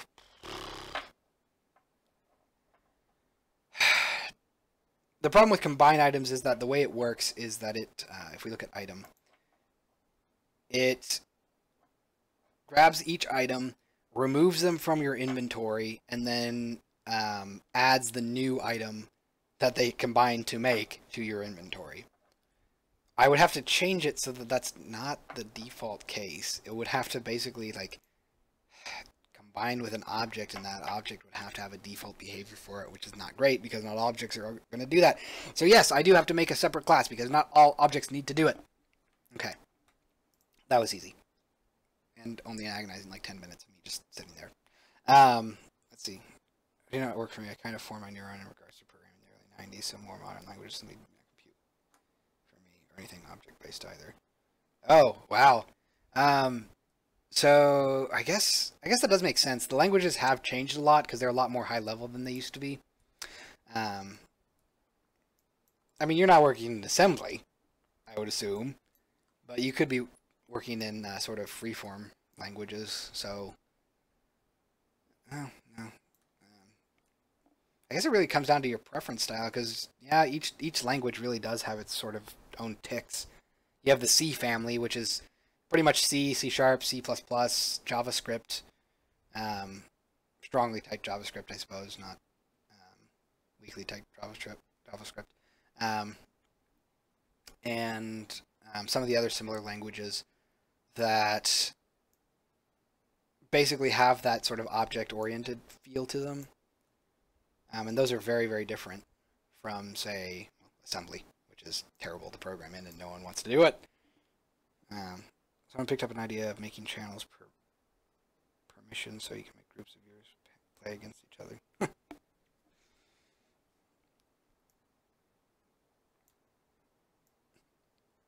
And you capitalized the B, so you mean basic in terms of actual basic. Oh, wow. All right. I mean, the advantage of programming on such a low level is, you know, you can get really incredible performance out of it. But good God, man, you're crazy. Right. So I want to go to my interactive objects, and oh my God, I don't remember where I put it. Here we go. Gameplay, interactive objects, base. Okay. So here's our interactive. Where is it? Interactive object. Okay. So we're going to need a, oh God.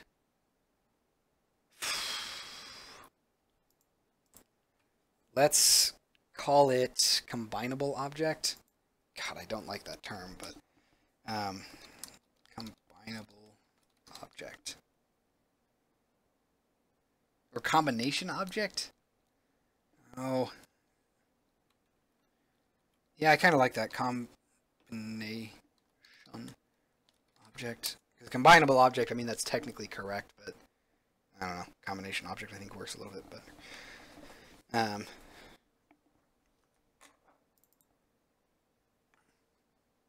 Oh, dang it, I updated. Right, I have to redo all my scripts. I usually adjust the built-in Unity script template. Oh, God. Why is this open?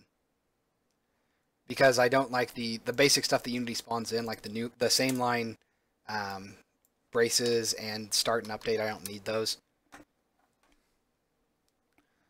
So let's go namespace, and I don't use system.collections very often. So namespace, text request.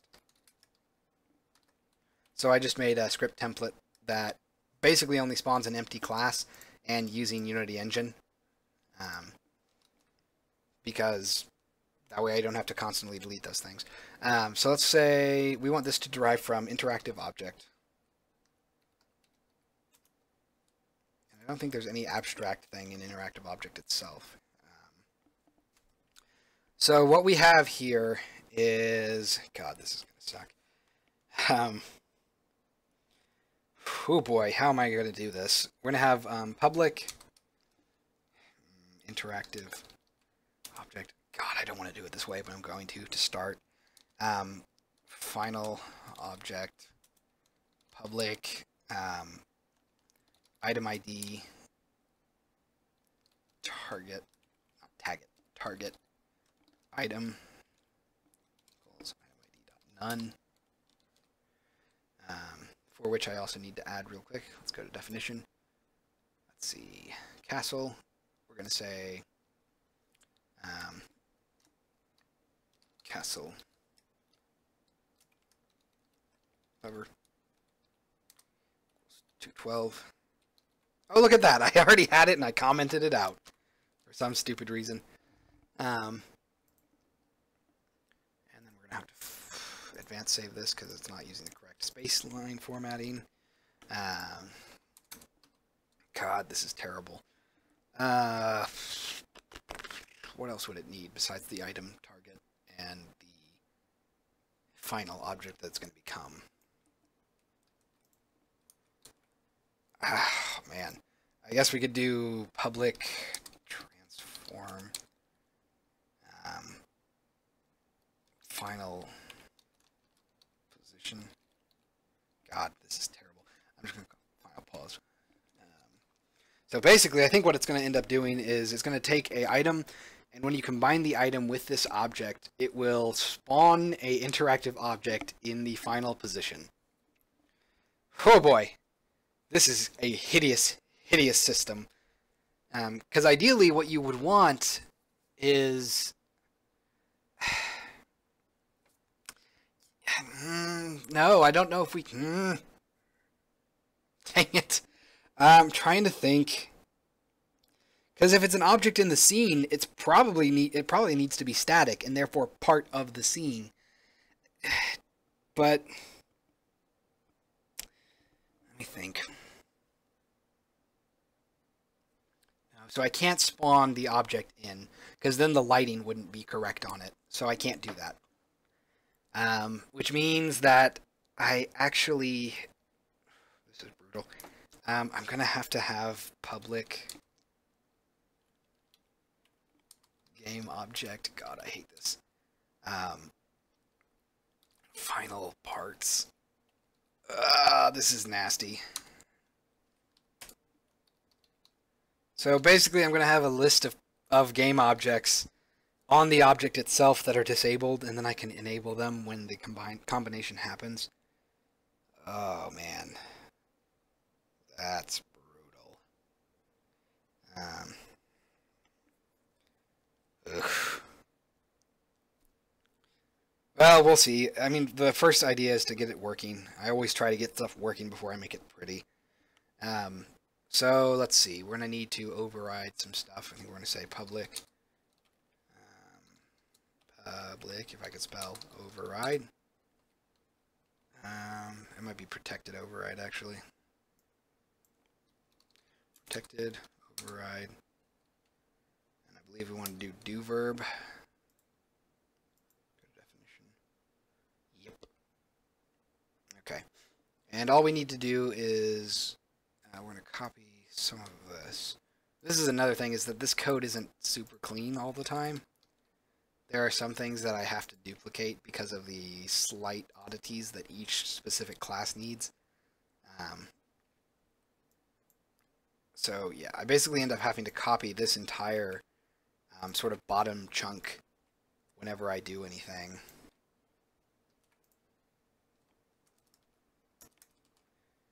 Which is not great, but it has to happen. So public override, I want to say verb success equals delegate.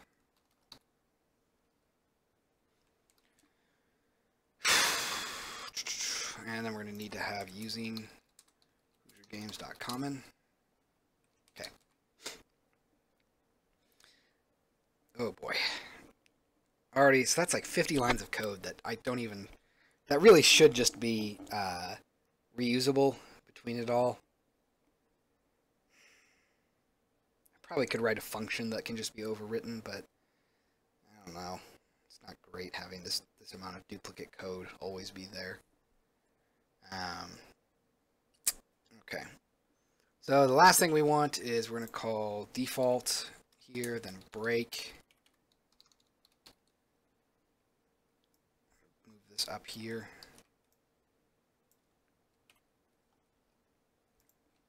Put that there. Oh, and actually, no, this is going to be return.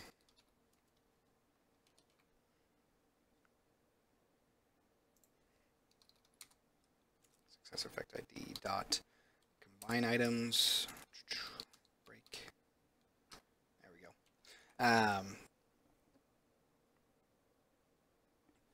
Yeah.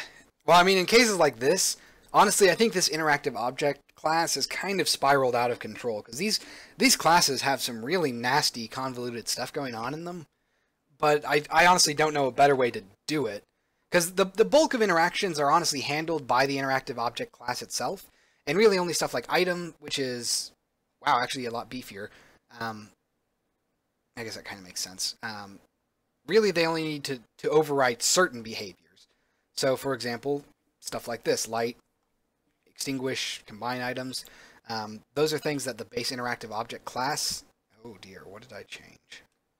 Okay, that's fine. Can handle, but they don't handle necessarily correctly. So really, yeah, the base interactive object class more or less just handles text only, redirect, add to inventory, remove from inventory, and drop item. But everything else is kind of defaulted to and doesn't do much in the interactive base class. I think there's a strong, yeah, on the programming front, I think there's a strong push from high level or from more experienced programmers to have less, I guess, shackling conventions. So there's this huge push right now for a language that isn't going to hold good programmers back, but isn't impossible to understand for new programmers. So that's one of the problems with like assembly, which is just computer speak. And most people can't do that. And even advanced programmers don't like assembly because of how complex and, well, it's not really complex, it's just tedious. It's more tedious than anything. But, you know, you can't really, you can't expect to make something huge on assembly because it would take forever. But you want the performance that assembly allows you without having, say, the overhead of a C++ library on top of it, or or Java, for example. Java is incredibly non-performant. That's not a word. Is that a term? Non-performant? Imperformant? It's not very optimized. It does Java runs markedly slower than say C libraries do, or C code does. But I don't know. That admittedly is stuff that is far above my level of experience, so I can't really, I guess, talk on it, even though I just did, which makes me an idiot. But there's also the issue of many people program for the sheer creativity simply for the joy of code. Yeah, that is true. Well, and you know, the general thought process I think is that you know, the easier you can make coding while retaining the capabilities of it, the better off you'll be, which is the case for pretty much everything. Okay, so this is going to be, oh boy, let's get this. We're going to take the item code and we're kind of going to modify it.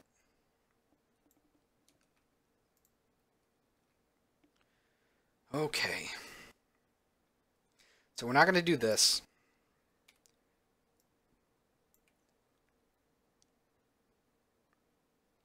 Oh, right, the required item, don't even need that anymore. Okay. So, let's just call it item.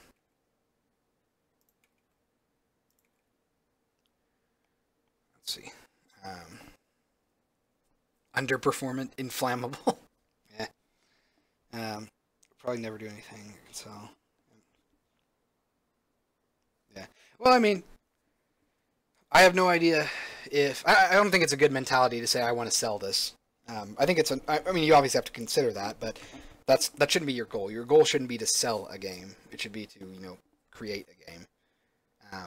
And I have no idea if Text Quest will sell or if it'll bomb.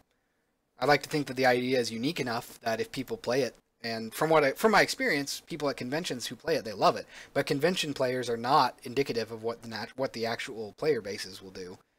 Because the masses of players are completely different. So I have no idea if it's going to be successful or not. Obviously, that's all stuff that I have to work on while I'm making the game itself, but I don't know. I don't think you can plan for success. Let's see. So we're looking for an item based on our indirect object item ID. See, that's the problem. Crap.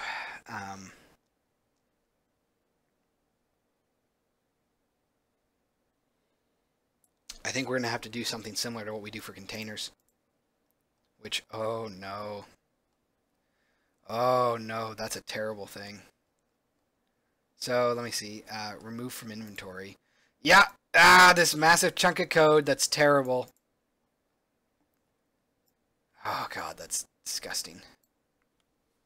So the way the container script works, and we're probably going to have to duplicate this, honestly, is... If the indirect object of a sentence is a container, so if you say, like, place dagger in chest, the dagger is your subject, or your direct object, and the chest is your indirect object. It's not the primary focus of the action being done. It is having action acted upon it by the main object, which is having the action done to it. So what ends up happening is if you want to place an item into a chest, which is a container, then the item itself does this weird check to say, like, is my indirect object a container? Then, oh boy.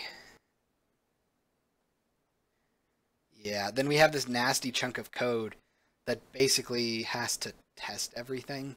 Oh, looks like I have a debug that was left in there. Get rid of that. So we have this chunk of code that basically sort of inverts the sentence. And, man, I really should have a more clean way of doing this. Oh, man. This is nasty. Yeah. Nope, there it is. That's what it does. It basically inverts it and then calls the container to do something, which is just terrible.